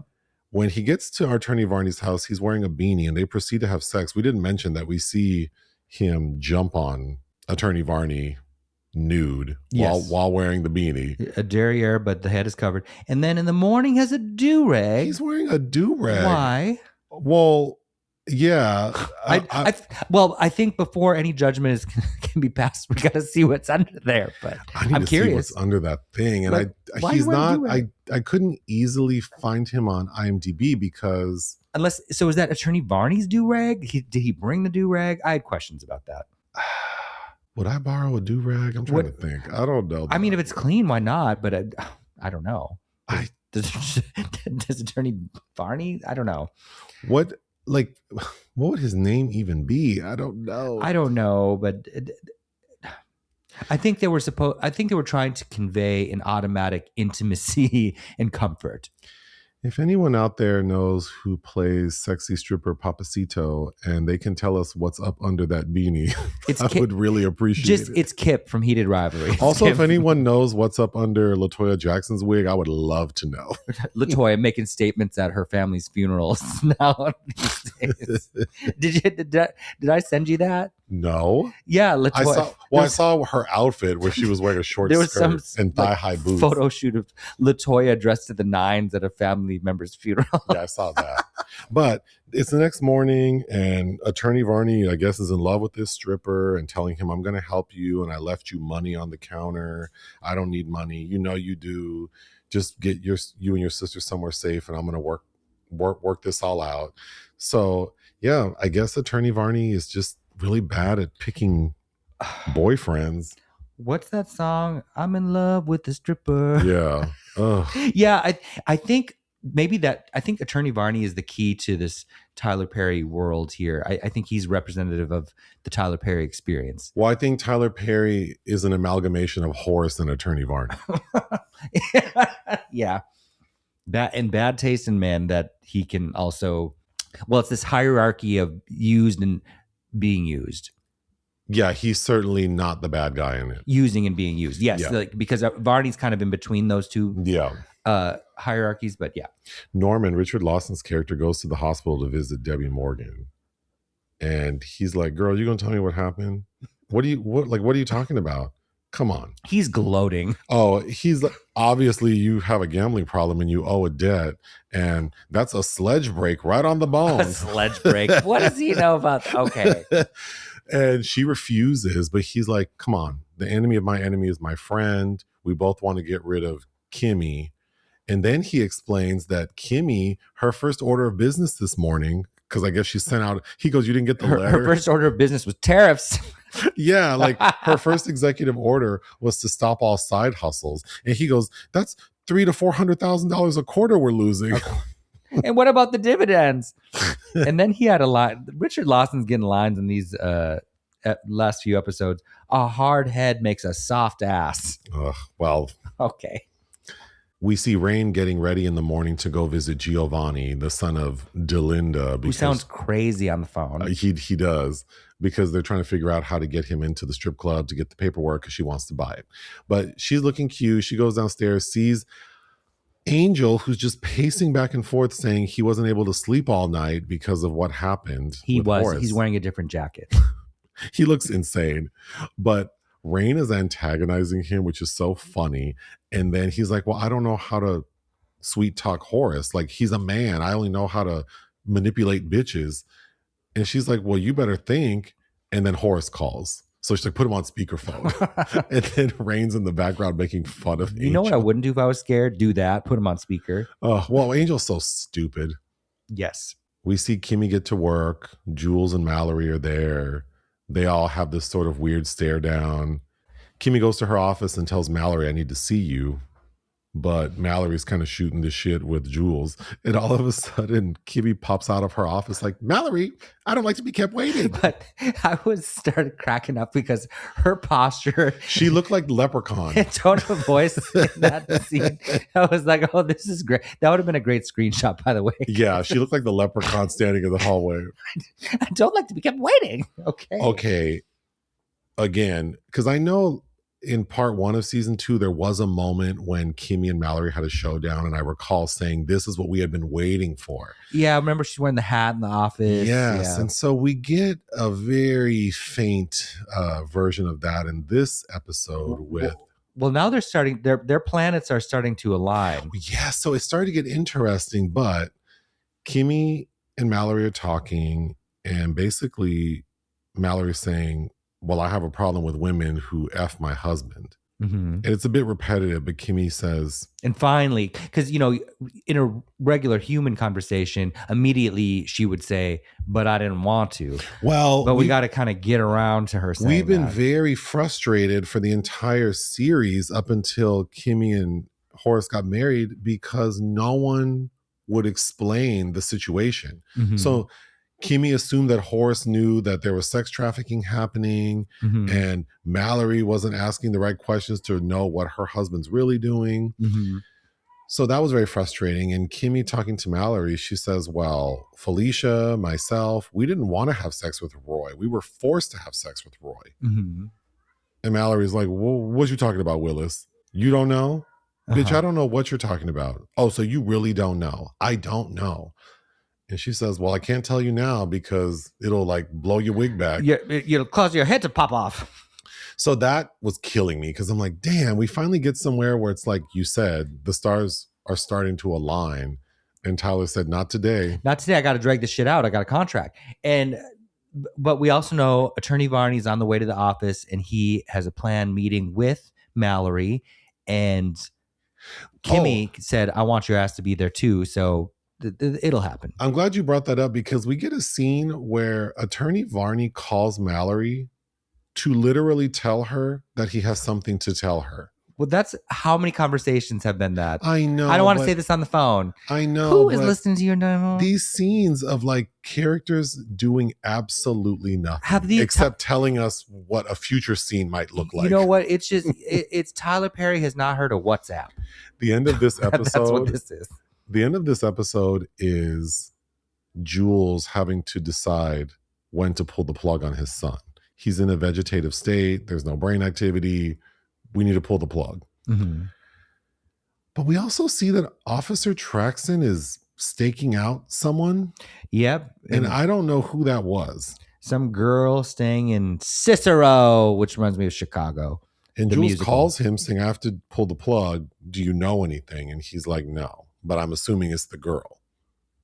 So, of course, we thought it was Sylvie, but it's not Sylvie because Sylvie, well, maybe they do think they're watching Sylvie, but she snuck out because Sylvie is in the room with Glenn, Jules' son. Mm-hmm. And the final moments are Jules saying, like, why are you sorry? Mm-hmm. Because he overhears her saying sorry to the son. Mm-hmm. The end. Yeah. I think I'm done. You? Yep. Ta-ta. I'm Joseph. And I'm Nick. We watched episode 13 of Tyler Perry's Beauty in Black season 2, now streaming on Netflix. This episode is titled Boom. But you gotta say like Richard Burton. Boom. Boom. Boom. What is it about? Kimmy's mandate puts Charles and Roy at risk. Rain takes on an ambitious business venture. A shocking revelation upends Norman's world. That seems like a lie, but let's get into it. Upends. This is dramatic language. Well, it's premature because we don't really see his reaction to the revelation, but we'll get to it. Mm-hmm. The episode opens with Sylvie's dumbass at the hospital, stuck in the room with Jules. He forces her to watch him pull the plug on his son who is brain dead. Yeah, he hears her talking and he's like, how do you know my son? She's like, he was nice to me. And he goes, nice to you how? He suspects she knows more than she's saying. And he straight up asks her, do you know how he fell? No. Were you there? No. But wait, didn't Jules sex traffic her? Well, Shouldn't he immediately know who she is? I believe he does know who she is. Oh, okay. Because he says to her later, you know who I am. Right. But they're acting in a way that suggests they just met. No? Or am I crazy? Sylvie's acting like she doesn't know him. Right. But well, she was sold. So it is possible Sylvie only interacted with Body and Delinda. Tyler Perry making these modern slave narratives. Yeah, I mean, it is possible Sylvie never interacted with Jules. She's probably more familiar with the two ladies, but... So she's just dumb, though. So anyway. Well, that's just a given. But he strong-arms her and says, you're coming with me, but not before. He takes her phone, sees Kimmy's calling her, forces her to answer the phone on speaker, and Sylvie just pretends that she just woke up, which was so frustrating. She should have just said, I'm at the hospital with Jules. He won't let me leave. She should have been, help, bitch, help. But honestly...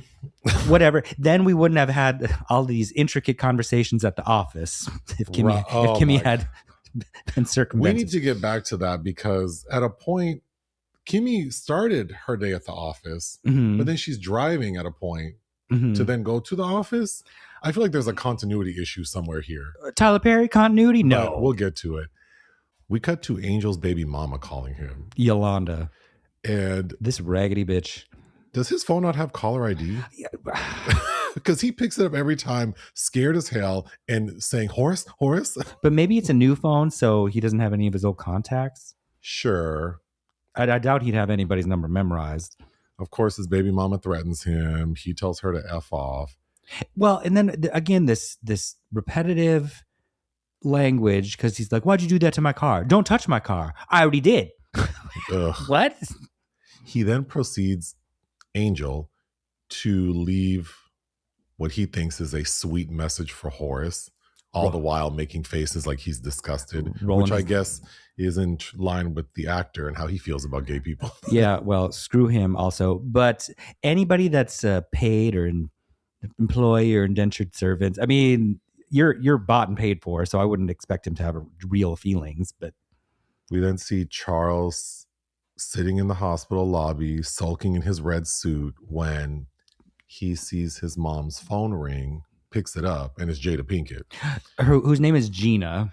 Her name is Gina. She's driving in a Ferrari. She looks fly as hell. She does look fierce. Yeah. And she insists Charles put his mom on the phone. He's trying to explain, well, she's in the hospital, but she's like, well, you better get her ass on the phone. Charles goes in there, gives his mom the phone. She pretends it's just some lady from church checking up on her.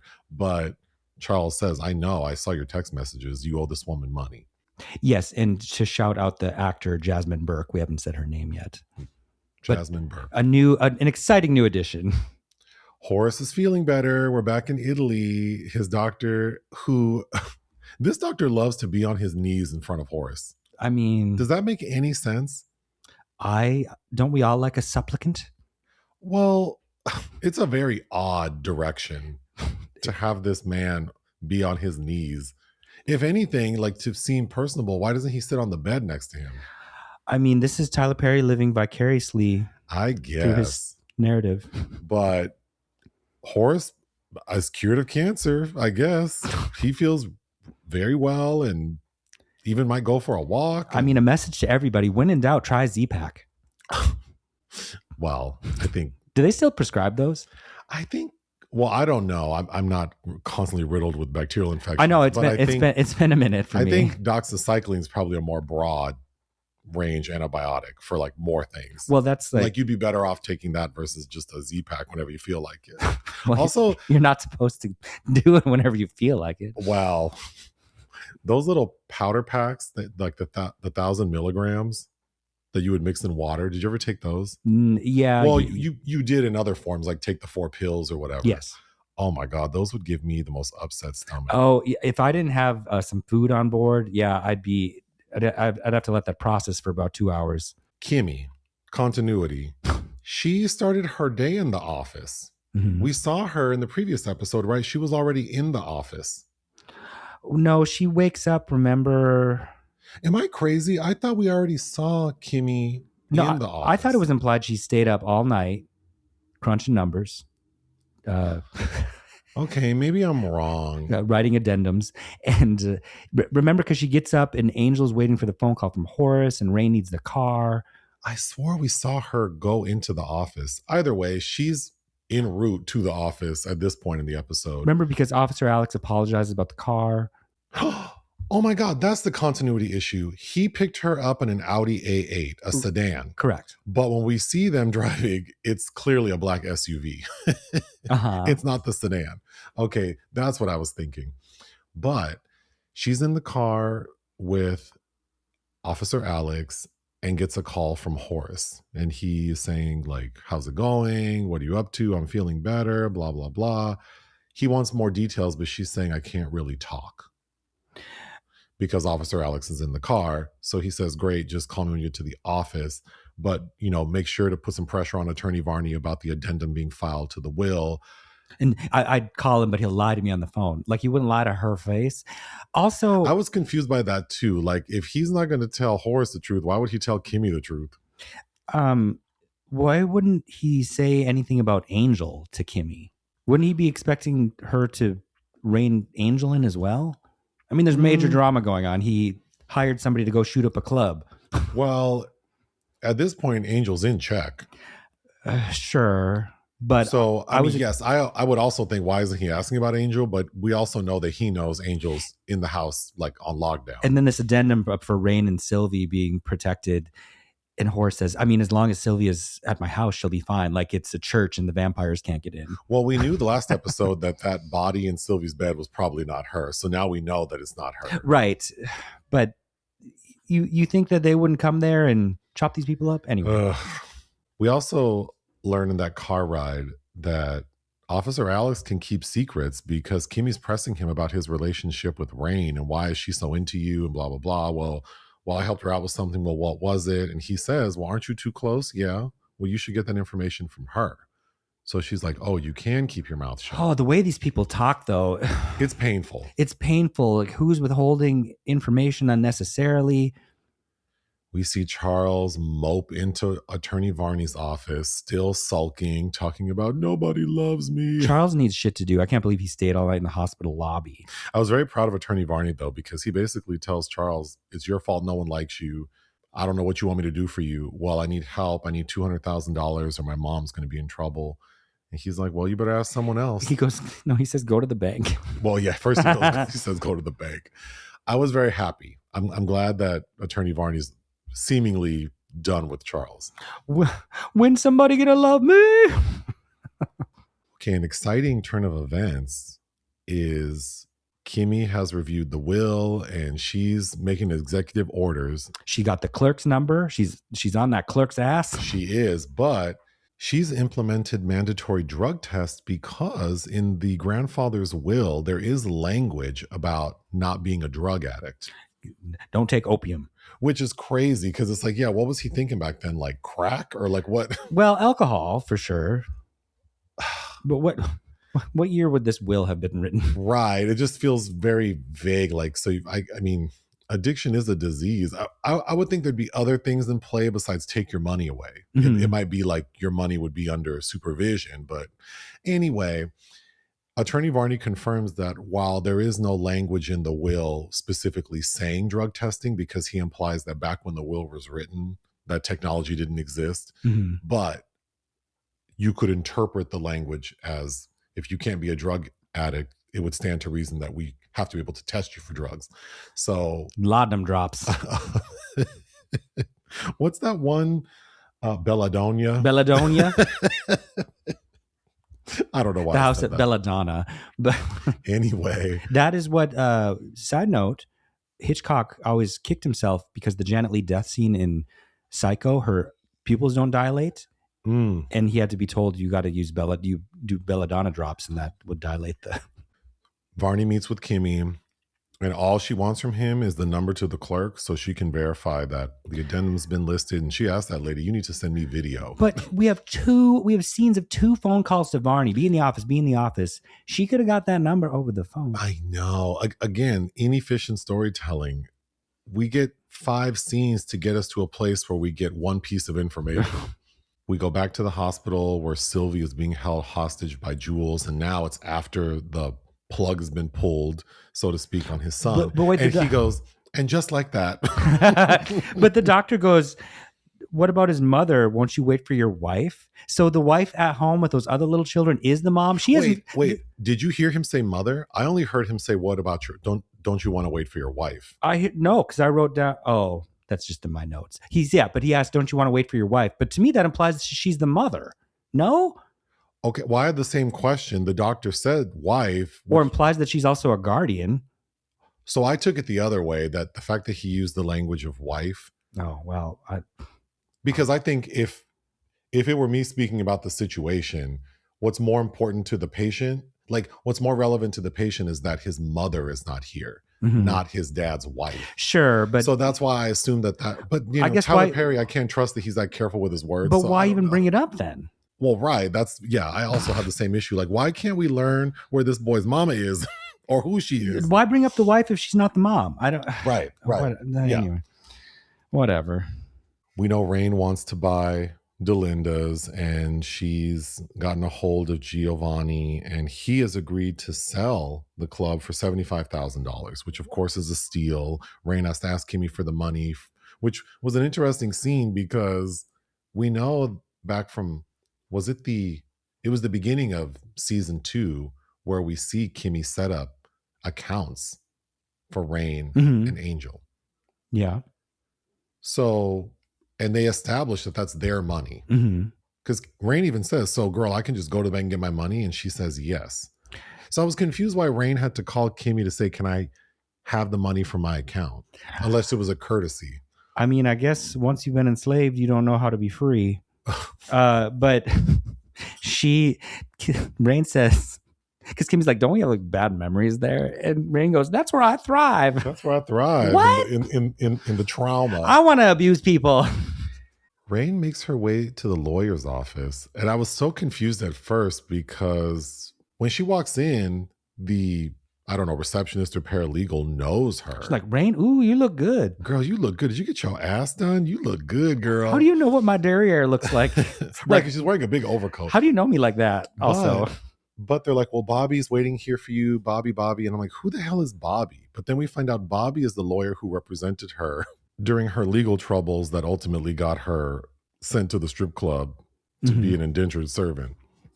But when Bobby asks what Rain wants, she says, well, I'm going to buy Delinda's. And he says, oh, well, that's like not a good place. You know that. Like, I was very confused because he says, well, Jules, a great man, and the judge, like they were great men who helped you out.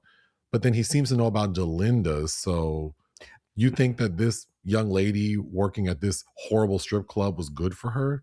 But why, again, maybe I missed something. Why this lawyer? I think it's the only lawyer she knows. Oh, okay. Well. And she's trying to do business her way as quick as possible. Giovanni shows up. Would you go back to the lawyer that maybe she doesn't know how deep it goes, but also had a hand in your current situation that you just got out of?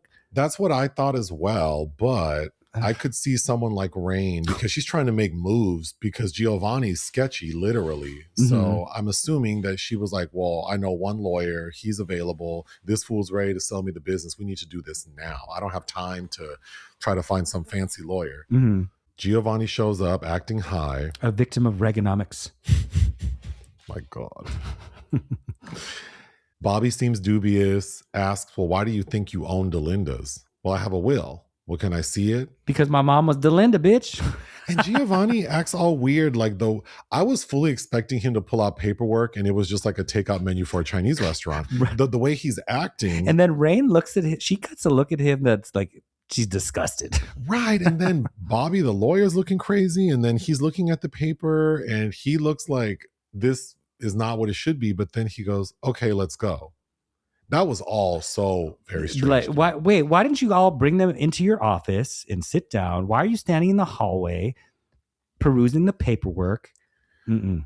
We see Attorney Varney go into Mallory's office at Beauty and Black headquarters per her request. The most frustrating scene of this episode. Oh my God. Because he specifically is like, I'm going to tell you all about Rain and Kimmy so that you'll feel bad about their victimhood. I'm going to tell you, right? We built up to this, right? Yes, we were waiting. But he doesn't have a chance to because Roy storms in. And of course, there's homophobia. And then there's arguing between Mallory and Roy that we've been hearing for. They basically recount everything that happened the night before. And also talk to each other the way they've been talking for dozens of episodes prior. So that was boring. And they're like, we could go on and on. I'm like, yeah, you could. And the only thing that really comes from that scene is Kimmy walks in because she's like, why are y'all yelling in here? And she basically hands Roy a pea cup. And that's when Attorney Varney explains that she is within her right to have you provide a drug test. We cut back to Angel in his room, pacing. This man has been pacing for like 2 days now. Worried about Horace and why Horace is not calling him back. The butler comes in. He's agitated. Angel's agitated with the butler. Like, I asked for security. Well, security's coming. So what was the purpose of the butler coming in? I don't know. I would say like 75% of these scenes are, I can't even say it anymore. I'm so tired of calling it all filler. But this is a prime example of why did we have a character come in to basically tell us that the character we really want to hear from is on their way? That actor is on lunch. Like literally he was in the bathroom, so they had to stall. The security comes in and says, well, what do you want, Angel? Tyler Perry's like, camera's rolling, can't stop, won't stop. Well, I left the car at the club, can you go get it? And security says, no, I think you should go get it. And Angel seems shocked, like, well, you should do what I tell you to do. Even the way that he says that, you should go get it. No. That man says, Horace called me and said that you need to go get it. Well, then he does say that. Lead with that. Right. Like, I talked to Horace and he says you need to go get it. Wait, you talked to Horace? Yeah, like a few minutes ago. So, of course, Angel's scared because A, the car's wrecked because the baby mama trashed it, but also he thinks someone might be after him. Tyler Perry's writing the help staff like they're Sammy Jackson in Django Unchained. Like, who are these black folk riding the horses coming up in the house? That is, but I just don't understand that. But so then we switch back to Mallory, Varney, and Roy, right? Well, no, we first get Charles walking into Roy's office. Oh, yes. Sulking. He has done the same performance. He's walked into how many rooms now doing the exact same thing? He comes in moping, plops down in a chair, and then basically says, never mind. I called you. You weren't there for me. Literally, that scene is Charles walks in, tells Roy, I can't talk to you. And Roy's like, I don't know why you want to talk to me. You're disgusting. You stink. You need to go take a bath. Well, I need something. I have something I need to tell you. The olfactory senses of Roy and Mallory, they think everybody stinks. They think everyone stinks. So then it makes me think it's their upper lips. But sounds like a them problem, yes. Charles just gives up and says, well, never mind, and gets up and leaves. So what was the purpose of that scene? And he said, I don't know why I talked to you. And Roy says, I don't know why you do either. Okay, now what you were going to say. Okay. We then see Roy walk into Mallory's office. Yeah, and then we have this the big final showdown. Heated Virginia Woolf style standoff between this couple. A lamp is thrown, and then in walks Norman. Well, before Norman walks in, Roy tells Mallory he's filing for divorce and that he already has. The language goes back and forth. Like he has. Okay. I want to, I'm going to, I already did. Well, who's your lawyer? And this fool says Lena. And for people who forgot, Lena's the lady managing the class action lawsuit against Beauty and Black. I don't think Lena wouldn't have done that for him. She would have referred him, I'm pretty sure. That's a conflict of interest. Yes. Also, I'm working on a $1 billion lawsuit. I'm not going to handle your raggedy ass divorce. And also, I'm like an ambulance chaser. I'm not a divorce attorney. Right, exactly. There's a different attorney. Oh my God. So he's clearly lying. He's a bad liar. So while they're having this divorce argument, Uncle Norman walks in, Richard Lawson. I was so unclear about his agenda. I was so unclear as well because he says he wants to, ultimately he says, I want to have lunch with Mallory. Uh-huh. And Roy's being an asshole to his uncle, saying he can beat his ass and you want to have lunch with my wife and blah, blah, blah. They're going back and forth. And whatever he's asking Mallory, she says no. Actually, the title of this episode should have been No. Yes, because when Mallory tells Uncle Norman no, he starts freaking out like, no. You know what it reminded me of? When Nicolas Cage is going, beef? Beef? Beef? No, no. No, or Drake. Who is that? Was that Soulja Boy? Yes. On Breakfast Club? Drake? Yeah, he's just incredulous about no. And it's like, but what? What do you actually want? No to what? And then he also implies that, I'm sorry, go ahead. Then he brings up on his phone, he brings up Calvin, who I referenced a couple recordings ago about this season, the driver who was with Jillian. Who was a Jillian that Mallory started sleeping with. And I don't remember what happened to him. But I don't either. It seems that he was disappeared and Mallory might have something to do with it. But she straight up lies like, I don't know what you're talking about. And you can't see what it is, but the implication is it's her being sexual with Calvin. And then Roy goes, oh, so you're on your shit, but you've been doing the same shit, blah, blah, blah. It's like, yeah. And then Uncle Norman says something really crazy. Basically that if Roy can't please Mallory sexually, he can. He said, I could have handled it for you, which I'm assuming means Mallory's sexual needs. Her uncle-in-law. Her unk, as they keep calling him. Yeah. No. So Beyonce's stepdaddy. I mean, okay, so ex-stepdaddy. Back in the day, Richard Lawson was a snack. If you have not seen how he looks in Scream, Blackula Scream, do yourself a favor and watch that movie. But that's crazy. But that was in the 70s. He looks... Well, it's not that it's the time frame. It's that's her husband's uncle. Richard Lawson, no. Debbie Morgan, maybe. Richard Lawson, no. It's too much. It's too much. But, But the big bombshell, and I think why this is called Boom, is because now Roy is extra upset. And so what does he decide to do? Drop a bomb. And what's that bomb? The one we've been waiting to drop since the first episode. Roy tells Uncle Norman something to the effect of, oh, you want my wife, but you won't want her knowing that she killed your wife. He says she ran over her like a speed bump. And the episode ends. But so this shocking revelation that upends Norman's world. I mean, we don't even really see his reaction. Right. I remember, but if there's any indication about what he did in that ambulance, I better see some fireworks opening the next scene. But the question I'm left with at the end of this episode is, why did Varney not tell Mallory about Kim? Why did he leave the office without delivering his news, his information?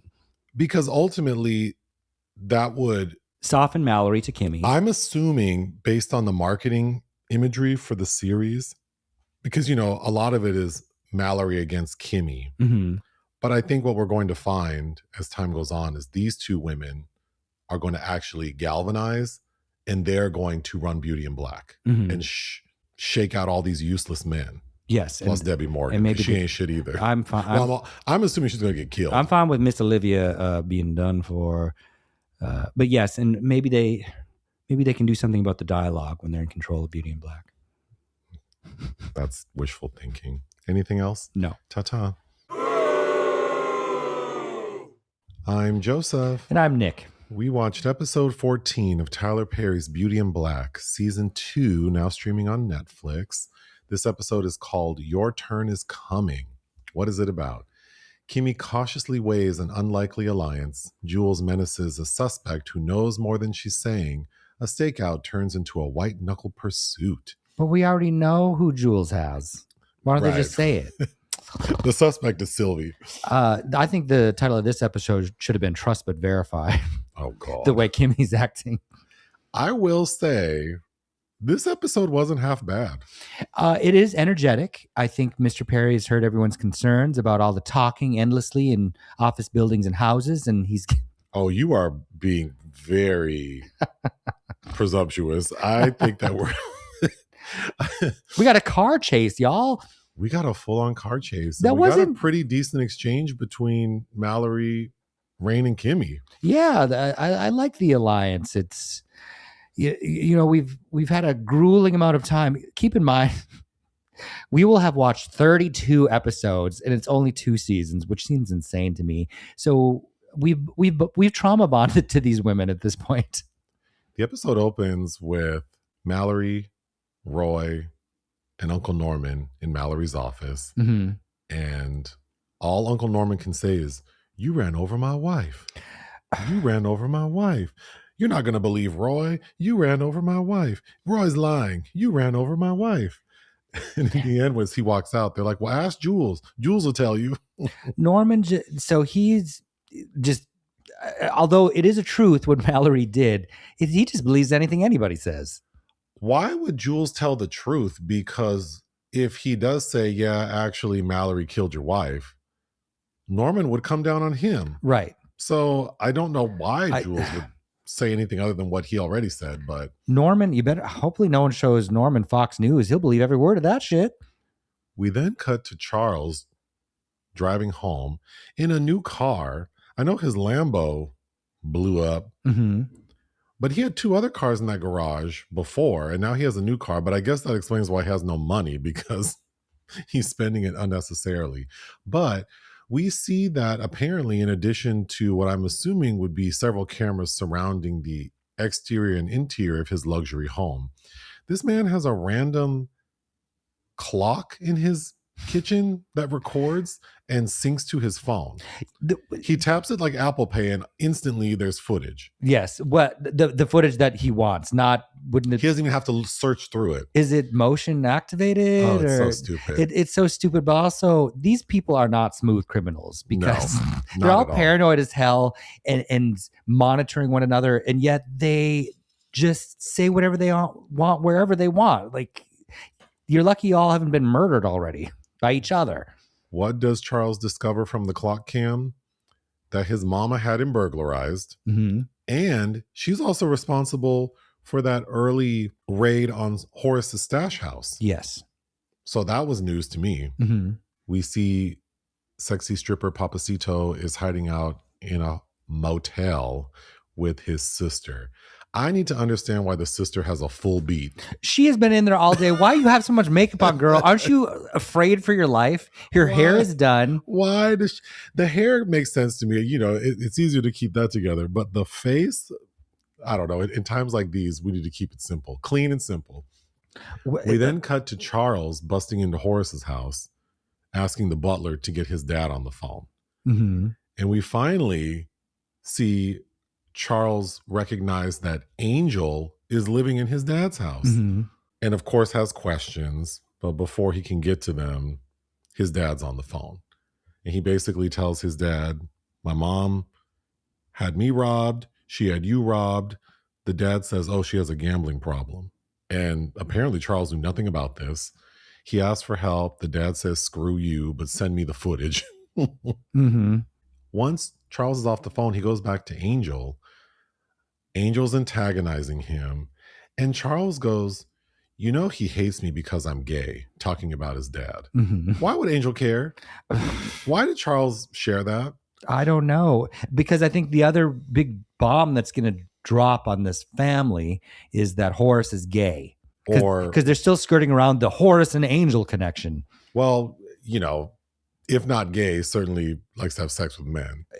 Yes, Roy Cohn. Yes. Rain goes to Beauty in Black headquarters for the first time to visit Kimmy and to celebrate. We find out that she did execute the purchase of Delinda's. So now I'm very confused, because in the previous episode, everyone was looking at that will like... Remember when you would dig the prize out of the Cracker Jack box? Yes. And it would be that like paper that's like a tattoo? That's how they were looking at it. But apparently it was legit. So she's there to celebrate. And we basically see the two of them chopping it up. But early on, because Rain is very impressed with how smart and efficient Kimi is. Although I have to point out, still, in all these episodes, not a computer in sight. No. Not a single computer in sight. I mean, I guess arguably they can do emails from their smartphones, but how relaxing that must be to work there, that you are not chained to a computer. We've seen assistants holding iPads. And of course, everyone has a cell phone, but not a single one of these executives have a computer on their desk. No, Yolanda has an iPad. Angel's baby mama. Yeah, she had an iPad. And also, she's looking at Angel. She looks at Angel's Instagram from her iPad and not her phone, which is also interesting. Anyway. But while they're talking and Rain is saying how impressed she is with Kimi, and Kimi tells Rain, girl, you can do anything. And we both said in unison, no. No. And then Rain herself goes, no. I can't. Well, at least she knows shit. Something I finally pieced together in this episode, because Officer Alex, Brian Tanaka's character, gets a call from Officer Traxon, who we knew was staking out someone. Officer Traxon talks too much, okay? But I finally put the pieces together in this episode that when Dega, T.S. Madison's character, was about to do those ass shots on some young girl, and then Rain came in and shut it all down, and Officer Alex killed 2 people. That girl who was about to get the ass shots, who Rain gave money to and told her, go on and get out of here, that's sexy stripper Papacito's sister, Adeline. Did you realize that? No, not till yeah. Also, Papacito, do we even know his character's name? I just had to do some. We don't know his hairline. We don't know his hairline, but that's a lot of people in Hollywood. Okay. He still hasn't taken that damn hat off. No, what is going on up there? He's a very handsome man, and it doesn't matter if he has hair or not. It's a very curious choice that we have not seen his head yet. Yes, with these big, sad puppy eyes. But I had to do some digging. Oh, did you find his name? His character name is Evan. And what's his actual name? Played by Rodrigo Alberto. Rodrigo Alberto? No, Alberto. Aburto. Aburto. And this is his debut. So, interesting. He is an executive fitness coach. So that's how he met TP? He is very handsome, has a very full head of hair. Oh, so why are they covering up his hair like that? Strange. His Instagram is a full thirst trap. I'm sure that's how TP discovered him. Mm-hmm. Yeah. But, Tyler Perry's not gay. Although we'll probably talk about, we can talk about it now. Did you see that there were those posts of TP's new girlfriend? Who is Marlo Hampton, a real housewife of Atlanta. But then, of course, all that buzz. And then I believe at least her camp, someone came out with statements saying that they're not dating. I still get goosebumps from the Why Did I Get Married film campaigns where Tyler was saying all kinds of things about how sexy Janet is. And she took it like a champ. You know what? She was paying it forward for what Lisa Marie did for her brother. Yes, she was paying it forward. She was like, this person needs me to do this and I will allow it to happen, because that shit was so cringy when TP was ogling Janet. Ugh. Anyway, so yeah, Liza Minnelli. Rodrigo Alberto. What is his character's name? Evan. Good. What was that? Dear Evan Hansen? Dear Evan Hernandez. So I might sexy stripper Papacito. I think we know who we're talking about. We know who we're talking about, but his name is Evan, and he has a very nice head of hair. I don't know why he has his hat on, but anyway, this is like how the fans were mad when Orson Welles made Rita Hayworth cut off all her red hair and be platinum blonde. God. Officer Alex tells Rain about the situation, and that's the girl who they're staking out, and he says, I have a plan to try to help her. But then Attorney Varney's involved in the mix, as we already know. Mm-hmm. When Rain returns to Kimmy's office, because Officer Alex interrupts those two chopping it up, Kimmy asks Rain, is she having sex with Officer Alex? Mm-hmm. And Rain says, I want black dick, not Japa dick. You know, the Jeppa N-word thing bothers me a lot, but this is also very bothersome. This was also a bridge too far. It's vulgar beyond belief. Like, really? But Brian Tanaka's really handsome. Okay. Officer Alex is very attractive. You are crazy, girl. Okay. Rain. Like, what's wrong with you, Rain? Go thrive at Delinda's, bitch. Okay. What a dumb thing to say. Okay. Whatever. We get another scene of Angel dancing. His dancing, you know what it reminds me of? Tyreek Withers dancing. Oh, I like Tyreek Withers though. But Angel is being so obnoxious, playing music loud. We have to remember that an entire day has passed, right? Kimmy and Rain left early in the morning. Did he go get the car, Angel? Oh my gosh. Did he get the car? Did he get the car? I don't think he got the car. He was told to get the car. He was told to get the car. Okay, well, let's put a pin in that because well before 8 a.m., when the ladies who work left the house, they told his ass, you need to watch Sylvie. Yes. Because she can't leave the house because we don't know if she's protected. She's protected on this hallowed ground, yes. Of course, Angel did not check in on her. Day and night have passed. This fool, and as the audience, we know Sylvie has not been at home. She's being held captive by Jules. But now it's nighttime. He's playing music loudly. James is pressed. The butler asked if he can turn the music down. He says, no, but make me a milkshake and point me in the direction of the gym. What? And could you go check on Sylvie? Oh my God. I feel bad for the help staff. I mean, these Kimmy and company are coming in here like new money, being rude. Like these people are also stuck in a way that is not... Right. They're like 1 degree off from what you're doing. Right. They probably, well, who knows? They probably have to have their genitals played with whenever the master wants to. So be kind to them. My God. Anyway.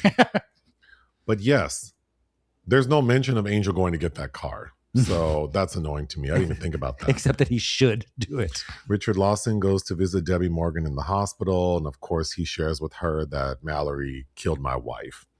And then Debbie Morgan... Miss Olivia is like, who told you, Roy? You can't listen to shit, Roy says. And we both were like, isn't that her son? And then Uncle Norman's like, isn't that your son? And she goes, that's why I can say that. I can say it. If I ever do a list of the most terrible mothers ever, Debbie Morgan's characterization. Yeah, Olivia Valerie is going on the list. It's a deserving spot, yes. But she is trying to save face for Mallory. And Norman even asked her, like, are you trying to protect her? And she said, well, yeah, because she's the only person who can help us against Kimmy. That's some of the most decisive communication from a character in the series yet. But it's also kind of twisted. Like, yes, even if she killed your wife, we need to keep her. Right. Like, okay. I was also thinking, do people normally check into the hospital like that for a broken leg? Well, I guess anything normal is out the window in a hospital. I guess they own a wing in. She's laying in that bed like she had a heart attack and a stroke. But I'm like, lady, aren't you concerned about Friday? Friday. Thank God. Well, today's Friday. Actually. Today's Friday. But yeah, she owes Jada Pinkett. Niobe wants that money. And she's acting like, and you know, there have been several calls and interactions with Debbie Morgan's character. And I keep thinking, you need to ask everyone for money, girl. Yeah, she's only hitting up Charles. It's like, you need to be acting more You need to be on the pressed. phone with everyone you know. Like, if everyone can give her 50 G's, she can pay off this debt. And Niobe, Gina, I believe is that character's name, wants to know where she is. Bitch, you took a sledgehammer to her. What do you think she is? We have to give a shout out to, as Debbie Morgan calls him, that fat ass junkie who took the blame for killing Norman's wife. Yes. Who also reached out to us because one of us called him ugly, I think. That was not me. Was it me? I'm pretty sure that was you. He said that he wasn't ugly. So, and if I did use the word ugly, I shouldn't. I might have referred to Richard Lawson as droopy in his present state, but I'm not ugly. I apologize for using the word ugly because that's not a word I like.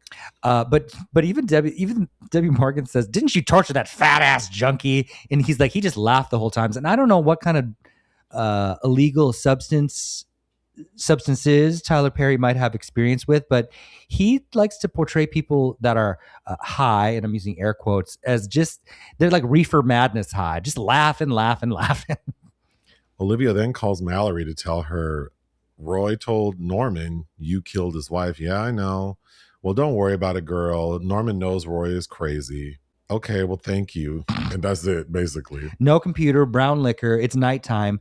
The time lapse here is so strange because Brian Tanaka runs away from Rain after saying he's going to go, waylay Traxon. And but by the time Tanaka, Officer Alex, makes it there, it's nighttime. Yeah. Huh? I mean, sun does set pretty quickly. Maybe he was leaving right. Well, it depends on what time of year, but even still. Listen, these are the least of our problems. Varney goes to visit Mallory, and he can't even get a word in before Roy and Felicia barge into Mallory's office. Once again, yes. That's all this. Every office scene in this show is one thing for sure, there will be someone barging into the office. Barging in, and the conversation completely derails. Although, so part of what made this episode good is the second half of it, because we do make some progress. Yes. So after Roy comes in and tries to humiliate Mallory by having Felicia with him, Varney explains to her that I found out some information that I think can get everyone locked up. Mm-hmm. And we can neutralize Roy, because we can't throw Roy in jail because then Mallory will lose her shares, but we can neutralize him and get rid of everyone else. So then your shares will go up. But he has to calm Mallory down, because after Felicia pops up, she's basically wants to burn the building down. Oh, she shares a personal story about how when she was a child, she was humiliated, and that trauma when Mallory makes her literally go crazy. When Mallory gets humiliated, she becomes the Hulk, or Betty Broderick. Anyway, but he shares that with her, and then Mallory immediately goes to confront Kimmy and Rain. And this was also, I thought, one of the better scenes in all of what we've seen. Yes. Because she says, let's cut the bullshit. I'm not your enemy. I know you've been through a lot. You don't know shit. Well, actually, I do. And Mallory proceeds to basically give a Shannon Sharp style introduction to her life. To Kimmy's life. To Kimmy's life. Yeah. And then proceeds to do the same for Rain. I've read your dossiers. And of course, they're like, oh, so you read our files. You think you know us. And Mallory says, well, I'm also a foster kid and I've been through a lot, and I would be nothing if it weren't for Horace discovering me in a model search. So I am basically you. And then I'm like, oh, so Horace is basically the Clive Davis or the patron saint of wayward. Well, no, he would be Clive Davis, a bisexual executive. Oh, yeah. Oh, that reminds me. Another title for this episode could have been Friday Foster. Oh, God. Right? The Seasons of SEX. So it does sound like there might be an alliance forming, which I'm excited for. Yeah, I'm curious that the second half of this season is energetic enough. We then get Varney going to the motel to pick up sexy stripper Papacito and his sister while Officer Traxon and Officer Alex are watching. But we know Officer Alex is there to kind of throw interference. Yes. And then we get a chase scene that is by no means at the level of like an Italian Job. Or a Bullet or Crime 101 even. But To Live and Die in LA. Yeah. For a Tyler Perry production, I was pretty impressed. Yeah. The tension, because it's more than the cinematography and editing, which if picked apart might be questionable, but I think it's the tension that is developed between the characters and and the complexity of the scene with like Officer Alex trying to assist via like walkie-talkie and cell phone. Yes, the investment, there's an actual build, but I don't know that. I think Tyler Perry, it almost seems accidental. Wow. Than purposeful. Officer Alex helps Attorney Varney get away safely with the two. Mm-hmm. And the final scene is Jules, who we have to remember still has Sylvie, has taken her down to the morgue of this hospital. And all of a sudden, Jules has turned into Candyman. Yeah, he's giving Tony Todd. Mm-hmm. He's literally like, it's like a horror film. And he's telling her basically he's going to cut her up on the examination table. Well, he asked her if she knows what the examination table is for, and she says no. And my question was, how far did she get in school? Well, we already know. How many times have we said Sylvie's dumb? But also, dumbass Sylvie, I'm like, you were throwing jabs at your sister about her indentured sex servitude, and look where you are now. Look at you. You dumb. Anyway, all done? No, yeah. Ta-ta. I'm Joseph. And I'm Nick. We watched episode 15 of Tyler Perry's Beauty in Black, season 2, now streaming on Netflix. This episode is called The Power of Us. Hungry for payback, three queens deliver an overdue reckoning. Left high and dry, Angel pleads for mercy. Norman presses Olivia for answers. We went from a really good episode to what I thought was a really dry one. Well, except for one scene in particular that might get your dander up, at least it did mine, probably for the wrong reasons that it was intended. But yeah, this was kind of dry. The episode opens with Mallory, Kimmy, and Rain basically comparing notes and what their next steps are. We see Officer Alex and Officer Traxon, after failing to capture Attorney Varney, sort of figuring out what they're going to do next, which amounts to nothing. We bounce back to Felicia literally like doing a pole dance in Roy's office, which I have to say, his office seems really tiny because I keep forgetting he's the CEO of Beauty in Black. Yeah, but what he does, I mean, it's kind of crazy. Also, again, no laptop. I don't know what he's in charge of, or she's dancing, he's doing cocaine. Well, they make another scene and interrupt Mallory and Varney, and it's hello. Okay, I've never literally had somebody try to run me over and then start me on fire, but it's like the night before this bitch tried to do this to you two because you were in her space. And then seemed completely oblivious to the fact that she's not going to do something again. She also tried to shoot you. Right. So they are not on guard at all. It's very strange, but Mallory can't take it anymore. She needs to get some revenge. This lady grabs, which I thought was funny that they had a huge pot of coffee brewing after hours. It's those ones they had at work conferences. Right. So it looks like it's or AA meetings. 5 gallons of coffee. I don't know how Mallory was able to pick that up, but she picks it up, walks it into Roy's office, and throws it on Felicia and he. I felt so bad for Felicia. I did too. I mean, no one deserves to be burned like that, but Felicia is just some dumb girl who has some rich man paying for her, and her job is to be a sex worker. She's in the same boat as those ladies were to some degrees. She doesn't deserve that. No, I mean, if anything, she should have dumped that shit on Roy. Who did get some in the face, but apparently not badly enough. But yeah, it made me feel bad for Felicia. It was an icky feeling, yeah. But I guess, to your question about Mallory's upper arm strength, adrenaline. When you're in a rage, I mean, but like we said already, she becomes the Hulk. It did remind me of one of my favorite film noirs, that scene. Which is? The Big Heat.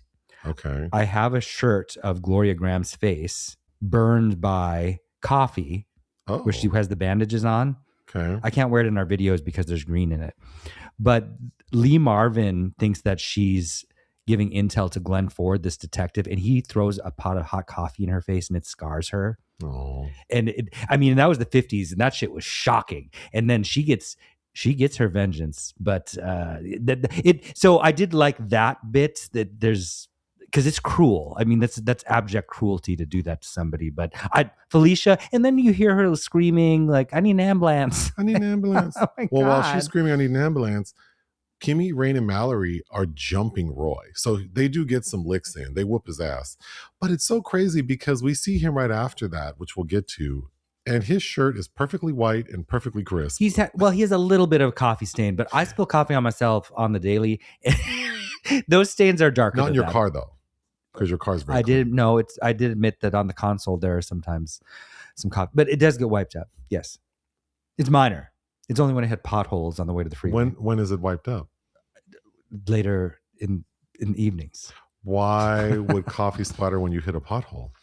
Well, because I have the thermos that I bring for my all day long coffee, and then I have an open one that I have easy access to sipping. An open what? An open cup. I do believe you call it just a coffee cup. You drive with just a regular coffee cup filled with hot coffee. Not hot. I put a little ice in it because I like to drink it right away. I don't like to wait, and I am sensitive to heat and noise. And what's wrong with having 2 containers that would protect from spilling?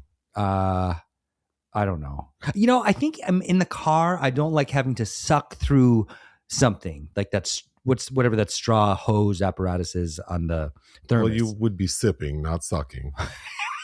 I think this is. I don't know why I do it. It just feels good to me. The Pussycat Dolls were on, I think, the Today Show being interviewed, and the interviewer asked, you're back as a trio. How did you arrive at that decision? And it's funny to watch because Nicole Scherzinger can't answer. Like, she gets stuck. Mm-hmm. And so one of the other ladies has to kind of jump in. But it's like a question that people are obviously going to ask. Mm-hmm. And you don't have an answer. Well, hey, it's like when Destiny's Child had to explain some choices as well. We then see Angel back at Club Edge trying to get the Lambo back to the house. It must be a weekday because Club Edge is dead. It's sitting on 4 flats. He doesn't know what to do. He contacts the tow company. The credit card declines. But have you ever had someone ask you to enter your credit card the way he did? No, that sounds like a scam. He calls a tow truck company and they say, well, you have to prepay and we only take cards. Okay, well, can I just enter the card? And the person says yes. And then we see Angel just type in a credit card number into his phone. Like, on what platform did he do that? Like, it's not, he typed it in like he was hitting the keypad. Online. Like he was. Mm-hmm. That was very strange to me. On a website. Mm-hmm. And then before it seems like he's even done typing the numbers, the guy's like, sir, it declined. We don't take cash, bye. We don't take cash, bye. He calls the poor butler, and the butler's like, I have very strict instructions not to help you. Well, damn. But, I'm not going to tell you that inside the glove box are instructions to contact a number that will come get the car, blah, blah, blah. So Angel's all excited that now he has a solution. And guess who pulls up? Officer Traxon. It's like, aren't you looking for, what's that girl's name? Adeline? You just lost her. You should be out looking for Adeline and leave her. But that was such a weird exchange because he's like, hey, you're really close to Mr. Ballery. You're driving his car and spending money. How's that happening? And Angel's telling Officer Traxon, like, I'm not talking to you, while continuing to talk. Mm-hmm. It's very clear that Officer Traxon, it seems like everyone at this point wants to know, why is Angel up in Mr. Bellery's house? Right. Because this is what Tyler Perry feels everybody's talking about him all the time as a closeted homosexual. They're all wondering, they're all on edge about what I'm doing. Norman goes to find Jules because he's not answering his phone, and finds him, of course, in the hospital after he had to put down his son and has Sylvie locked up somewhere. Did he lock Sylvie in where they put the bodies in the morgue? What if he has Sylvie in the same container that his son is in? Props to Tyler Perry if that is a reveal in the next episode, because that's pretty demented. That would entertain me, yeah. But Norman tells Jules, I think you've been dishonest. And then literally says to him, I need you to tell me if Mallory ran over my wife, because if she did, that means you were dishonest with me and I'm going to retaliate. Yeah. So why would I tell you the truth? Right. So I'm just going to lie to you, mother. And then they keep going back and forth. And I don't know how many times Jules said, my son is dead. We learn definitively that the mother of Glenn, the dead son, is Jules' ex. So his current wife is not the mother. And apparently a drug addict. So she didn't have to have any say in letting her son be taken off. They didn't keep that young man on life support for very long, by the way. No, like the length of an episode. They were like, oh, he's brain dead, probably not going to come back. The doctor was like, I'm taking lunch, and when I come back, you better have an answer. Even though this is a private hospital and you work for the family that owns the wing. Or at least has paid for half of everything. Right, so... The story changes. Sometimes they like to say we own this wing, and then sometimes they say we paid for half of everything. We paid for half of everything. So on the half of everything that's paid for, can you keep my son alive? Maybe at least a week? I don't know. But Jules keeps telling Norman, you need to leave me alone. My son just died. I need to deal with my son having just died and me having to tell his mom, my ex, my current wife, my son is dead. I have to tell them, leave me alone. Norman won't stop. And then Jules assaults Norman, which was funny. It is funny. Because he kind of like jabs him in the throat.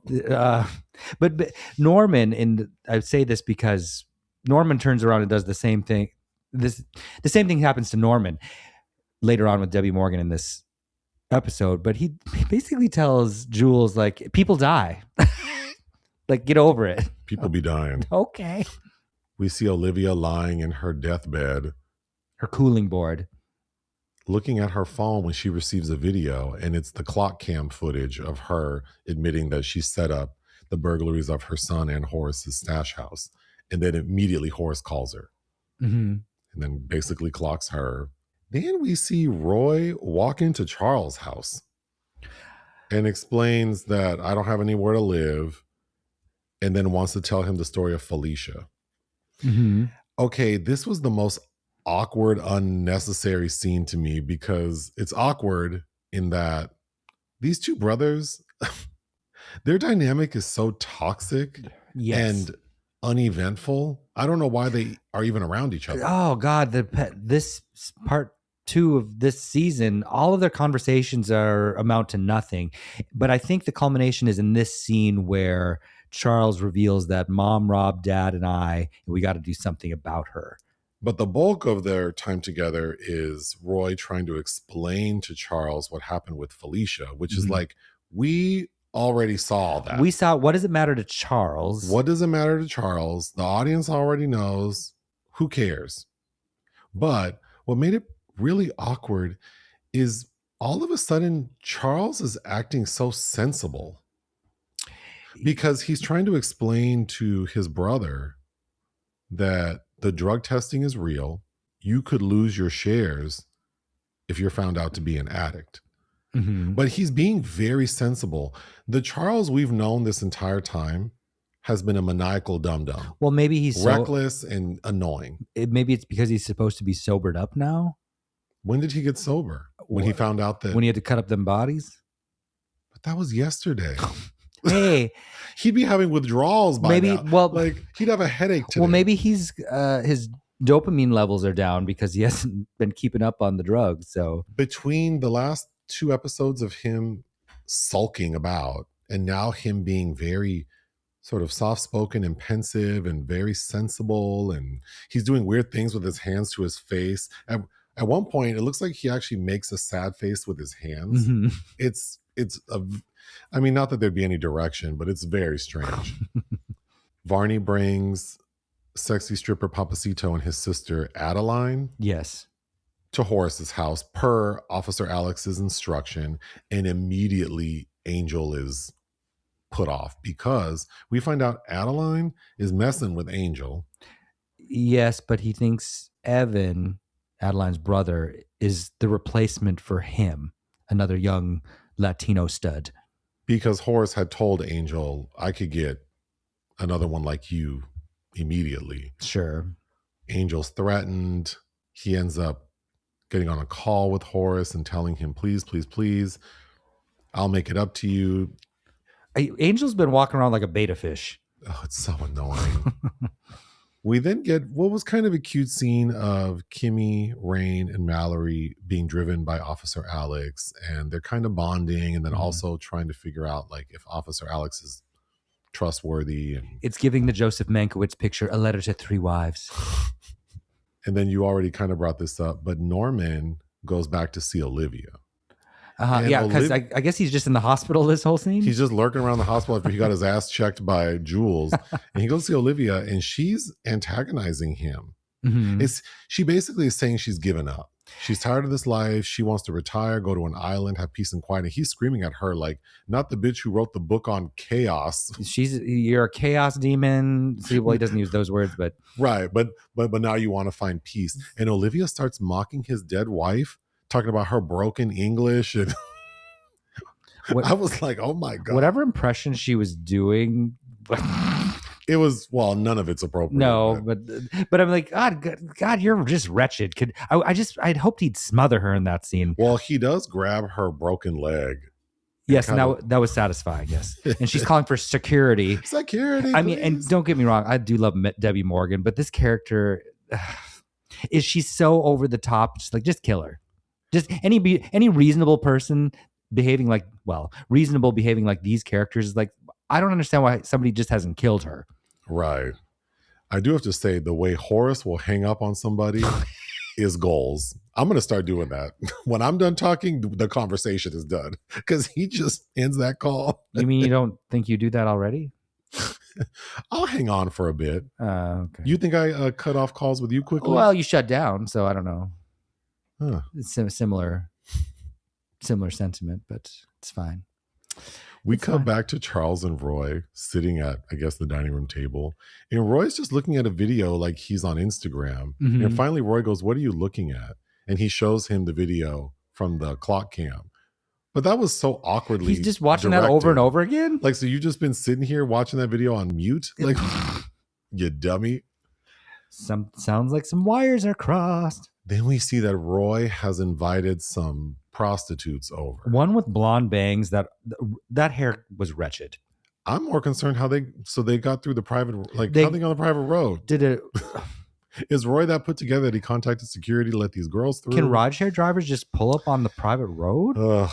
The episode ends with Kimmy finally getting home. So now everyone's at Horace's house. But immediately Kimmy's like, "Where's Sylvie? Where's Sylvie?" Oh, God. And the butler's like, "Well, she's been in bed all day. I did check on her a few times." And Kimmy runs up there. And the way Sylvie just plopped that wig on top of a and no one thought, like, this seems weird. She did nothing else but put some hair on the pillow. The butler didn't, like, you thought that was really, you really thought this girl's been in bed all day like that? You didn't offer to get her water, food, anything? You treat your employees like shit, bare minimum. You know, what does Julia Roberts say in Pretty Woman?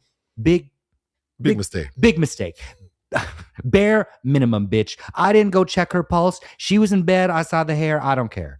Wow. That's how I would be. I want to help these people. Clearly. Mm-hmm. Anything else? Probably spitting their food. Ta-ta. I'm Joseph. And I'm Nick. We watched episode 16 of Tyler Perry's Beauty in Black, season 2, now streaming on Netflix. This episode is called Queen's Gambit. Kimmy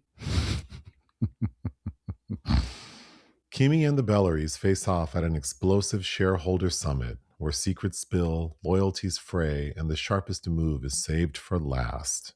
You know, that reminds me of the title of this episode. I never watched the Netflix series, The Queen's Gambit, with Anya Taylor-Joy. You know, that's based on a novel by Walter Tevis, who also wrote The Man Who Fell to Earth.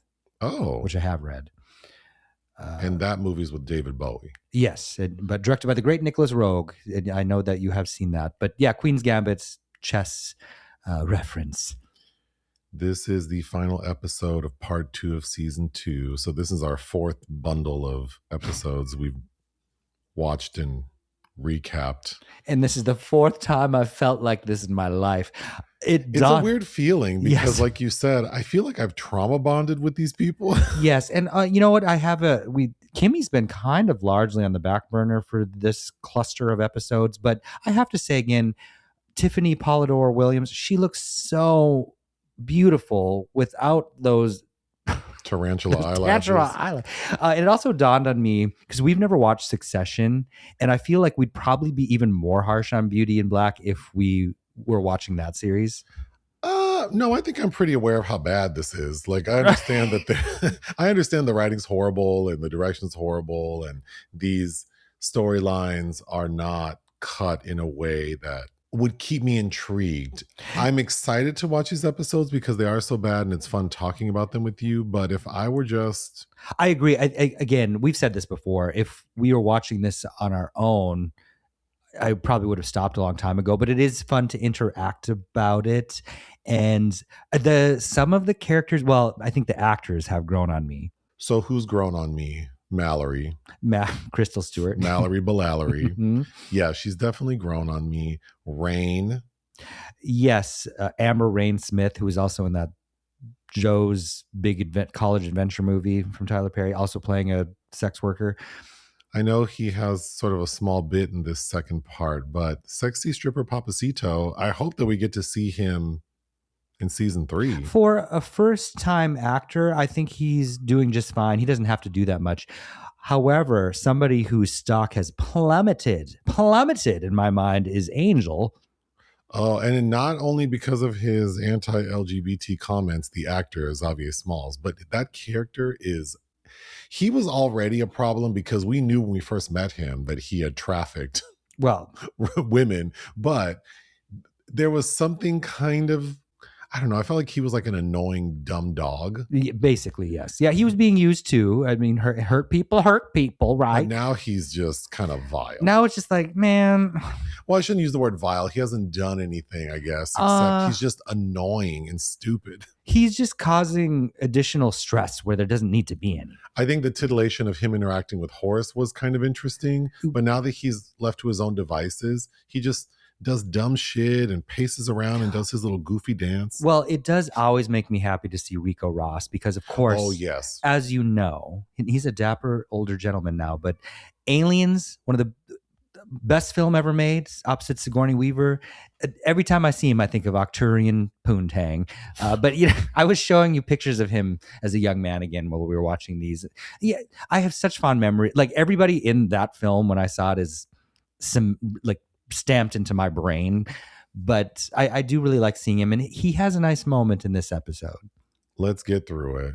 It opens with Jules going to see his crackhead ex to tell her their son has died. Tyler Perry is the not way Tyler Perry handles people with drug addiction, because if they're not like extra hype and crazy, they're like Alfre Woodard and Holiday Heart. Yeah. It's like one or the other. But this lady, oh my God. He bangs on the door like the police, which is crazy. And he has the best view ever of everything going on in the house. Okay, so she's in there with her man who's being very abusive and like clearly they're high and crazy. But there are also like 6 people sitting in plain view of the front door, cooking and bagging drugs. Those were full bags, let me tell you. And the pots, it looked like like when you cook dinner, just like these pots. And Jules gets a whole ass eyeball of this big bag of powder. But I don't understand how you're sitting there cooking and bagging drugs. You hear someone pound on the door like the police and no one even moved. Well, they tell him you're pounding on the door like the police. He's like, bitch, I am the police. To be fair, they ask, who is it? He says, Jules, and they open the door. So clearly they knew who they were opening the door to. Maybe that's why they didn't panic. Maybe they just love Jules Verne. But also, Glenn does not seem like a young man that grew up immersed in this environment. No, but we see Jules tell her son is dead. And her response is basically like, R.I.P. little nigga, like, I don't know what to tell you. She basically says that. But then she goes, well, what do you care? You weren't there for him until he was an adult. You don't even know that he had a seizure disorder. He probably died from that. And he doesn't even get to tell her, actually, no, he died from falling out of a window. But the exchange is very odd. She's actively high, so her reaction is probably something she would regret if she weren't. But that's a very awkward scene. Mm-hmm. Then we see Jules sitting in his car listening to his voice messages. Yes. And he gets 3 important ones. Mm-hmm. The first is Roy saying, hey, I got the will delayed or the addendum so we can kill Kimmy, Rain, and Sylvie. Screenwriting 101. We already heard that message in its entirety from Roy. We watched him leave that message. We don't need to hear it again as the audience. But immediately after he listens to that voicemail, he hears from that poor clerk. And I feel so bad for that lady because all the calls she's getting, but the clerk calls and says, hey, I got your call about the addendum. It's been filed. She even says, I emailed you the records. Why would Jules need the records to this family's will? He's not a shareholder, as this episode establishes as well. So yeah, and no. This poor clerk is saying, like, yeah, and then Roy keeps calling me about it, but I don't want to talk to him. And I just felt so bad for her. Yeah. And the third voicemail we hear is from Jules' little son from his new wife, current wife. And he's saying, hey, Dad. That writing was terrible for that little boy. That sounded like ChatGPT. Please come home to read me new book before bed in school. Thank you, Daddy. Love you. Bye. Exactly.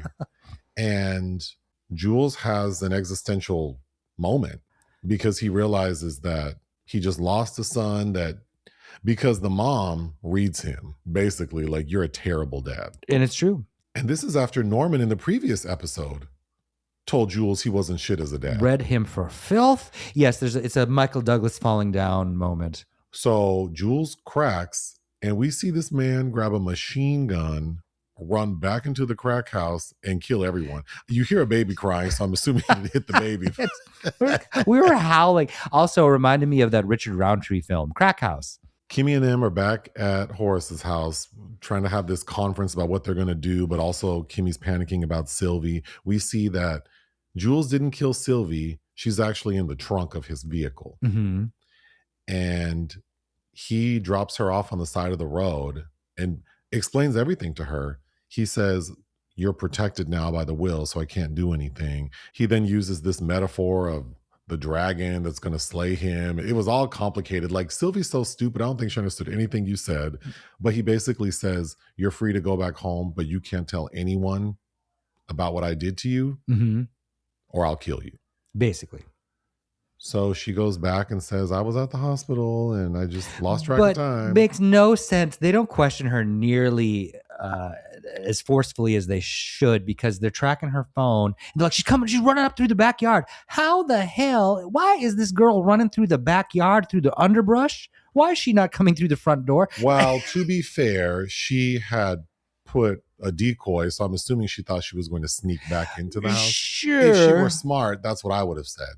But no. But I would have questions like, what car were you in that you got over here? Right. But well, yes, because Kimmy then goes later to speak to her, and it doesn't really go far. But the way Kimmy is acting over Sylvie, and then that shot of them running to the backyard, it looks so stupid. It looked cheap. Mm-hmm.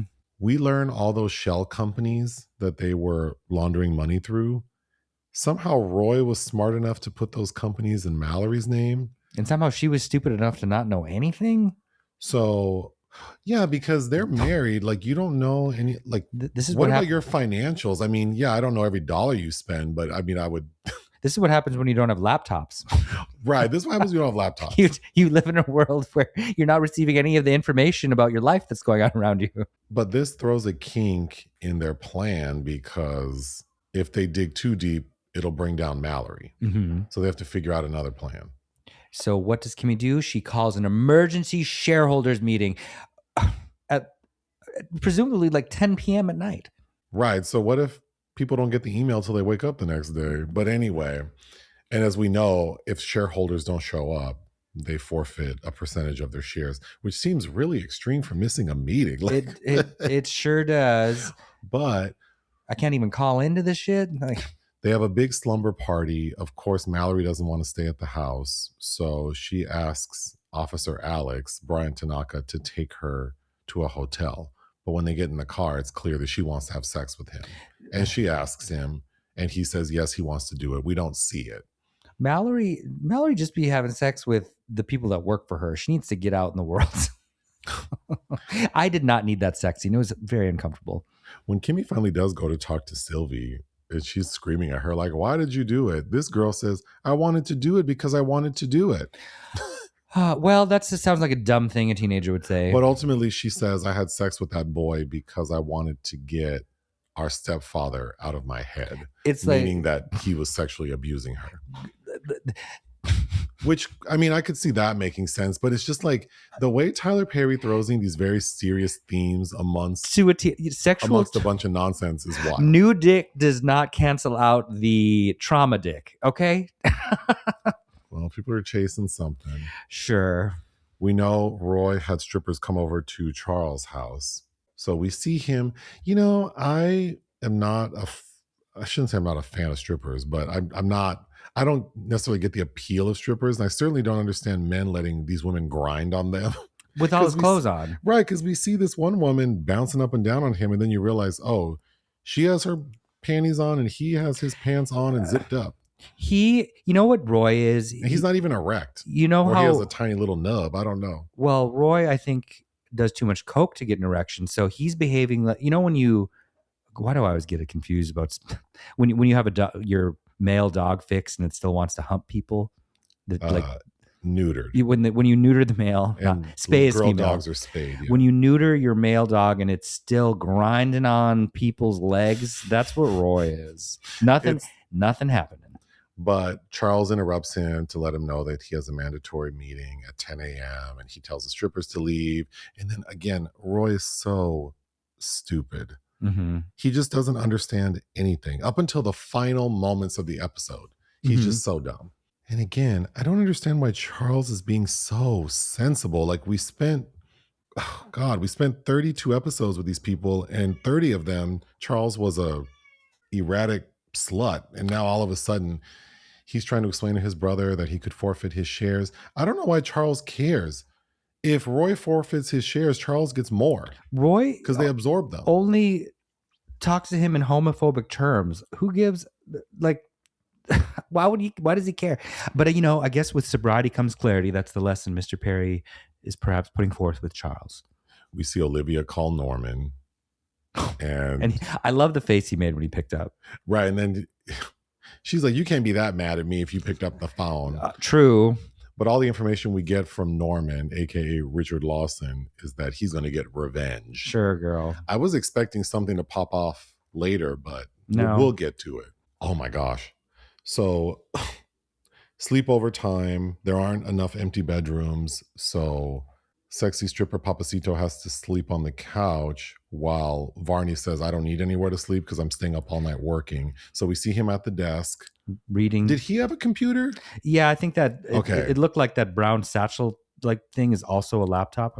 So he's working, drinking some brown liquor when all of a sudden Angel comes down shirtless and he sees the stripper on the couch and he looks disgusted and he approaches Attorney Varney and asks, does Horace know this stripper? And Attorney Varney says, no, not to my knowledge. Well, why is he here? He's a witness. And all of a sudden, Angel's like happy again because he realizes that he has Horace to himself. And then he starts talking about he wants legal advice to get his son back. That was so like pointless. Yeah. And then this idiot, grabbing the full bottle of brown liquor, taking it to the head, he decides in the middle of the night when everyone's sleeping to turn on the music loud again and do his little stupid dance in his $1,000 pants or whatever. Oh, Sada baby. People want to see me dance. Talk about Percocets and shit. That was my final straw. If that happened to me in a shared space with the person and they woke me up, trust that it might not be today, it might not be tomorrow, but I will be pulling some shit on you. You can't do that. You can't do that. Oh, if that were my house. Oh, no. I'm coming downstairs. It would settle in my DNA, like nuclear fallout. This will come back to you, sir. You will, no. There's no need for that. We cut to the next morning at Beauty and Black headquarters. We see Jules and Officer Traxon. And Jules confronts Officer Traxon saying, did you know Alex is in cahoots with Kimmy and them? Traxon's so dumb. Poor character. From the moment we met him, he just seems like an oaf. Kinda. And then stretched real thin in Tyler Perry world, which makes no sense. Because he works for Jules, for the Balearies, for Beauty and Black headquarters. He's also a Chicago PD officer. And then in the previous episode, when he approached Angel at Club Edge, he told that man that he works all the clubs. What does he mean? And the Club Edge was closed that night. Like what? You do a security check around the perimeter? Is too much. But Jules whoops Officer Traxon's ass for not knowing that Alex was a traitor. I felt bad for him. Yeah, it's weird. There's an odd feeling all the time about the people that you would. It's setting it up that these are terrible people that should be punished, but these are just day players in a sordid world. Right. Okay. We see Olivia show up to the meeting in a yellow cab. Okay, that was kind of a funny scene because that cab driver was not having it. Well, and Olivia is so disrespectful. Calling her all out her name and then didn't even pay her.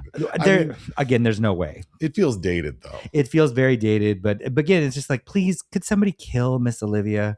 Well, I don't disagree. You know what? I just rewatched the other day and it's a terrible film because I was feeling a certain way about Nev Campbell because of Scream 7. I'm like, let me watch something from Nev's past. And it was Drowning Mona. And it's all about the death of the Bette Midler character.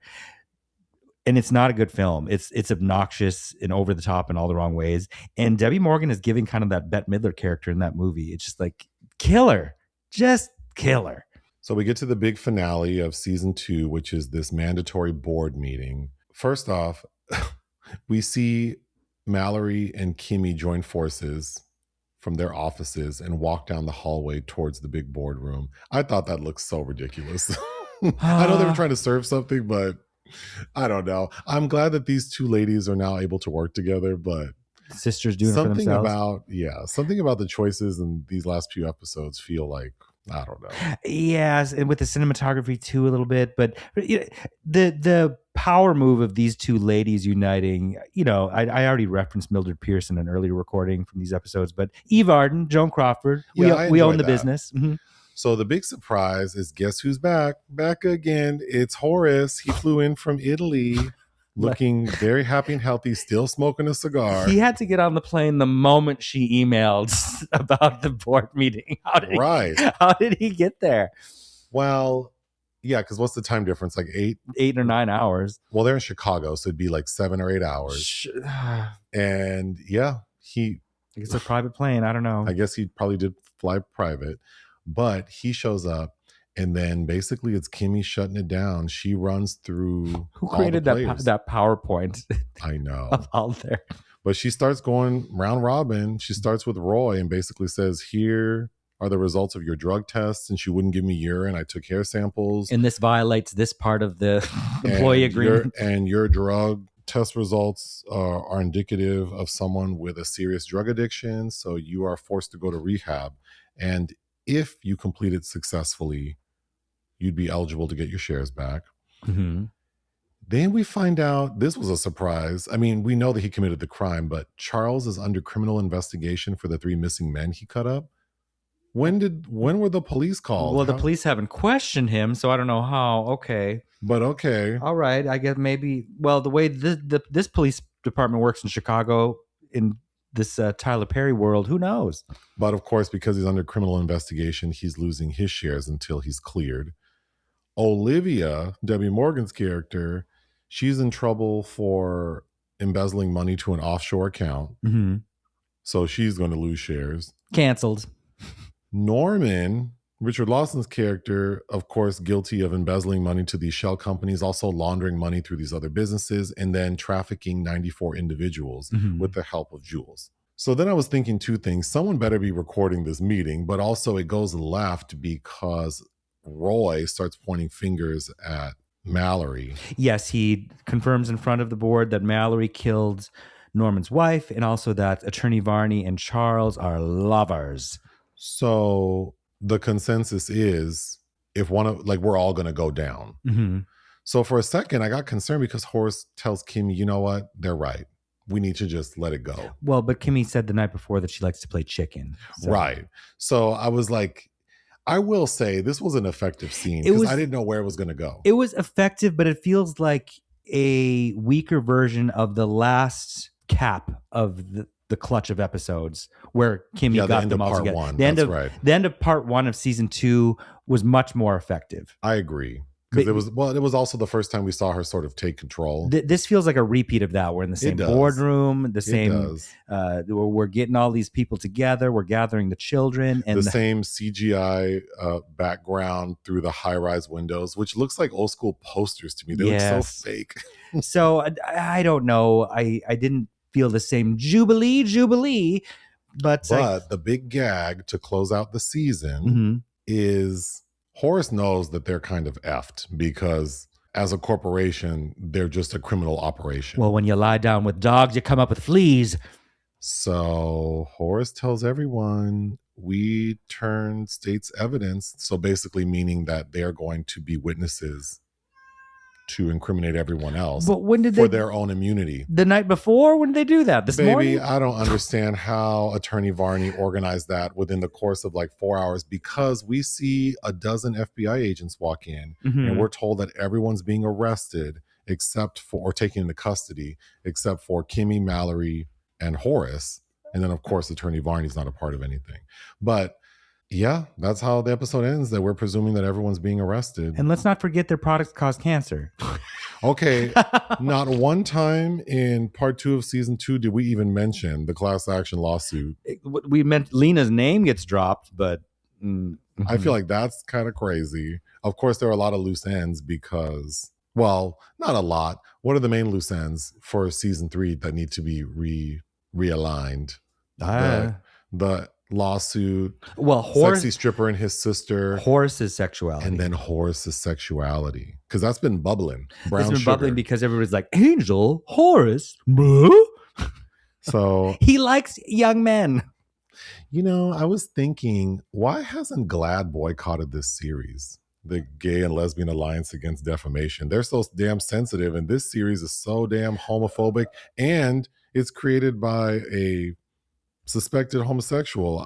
I'm surprised we don't hear, because GLAAD feels like a bit more white, and usually white people are scared to confront black people. I'm not saying we should boycott it. It's just interesting that this series doesn't get more attention for being so anti-LGBT. Well, that might also be a problem because they're just dismissive because it is for black audiences.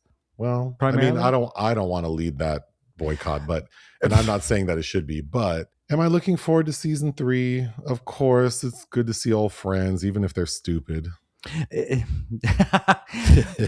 God, well, now I got to go through my Rolodex. Who am I keeping in contact with that I could free up some time for? Anyway. Yes, of course, we will watch the next season and lay it to rest. So that'll be exactly a year from now, March 2027, and we'll be past the midterms, and maybe we'll be nice and bubbly and fun again.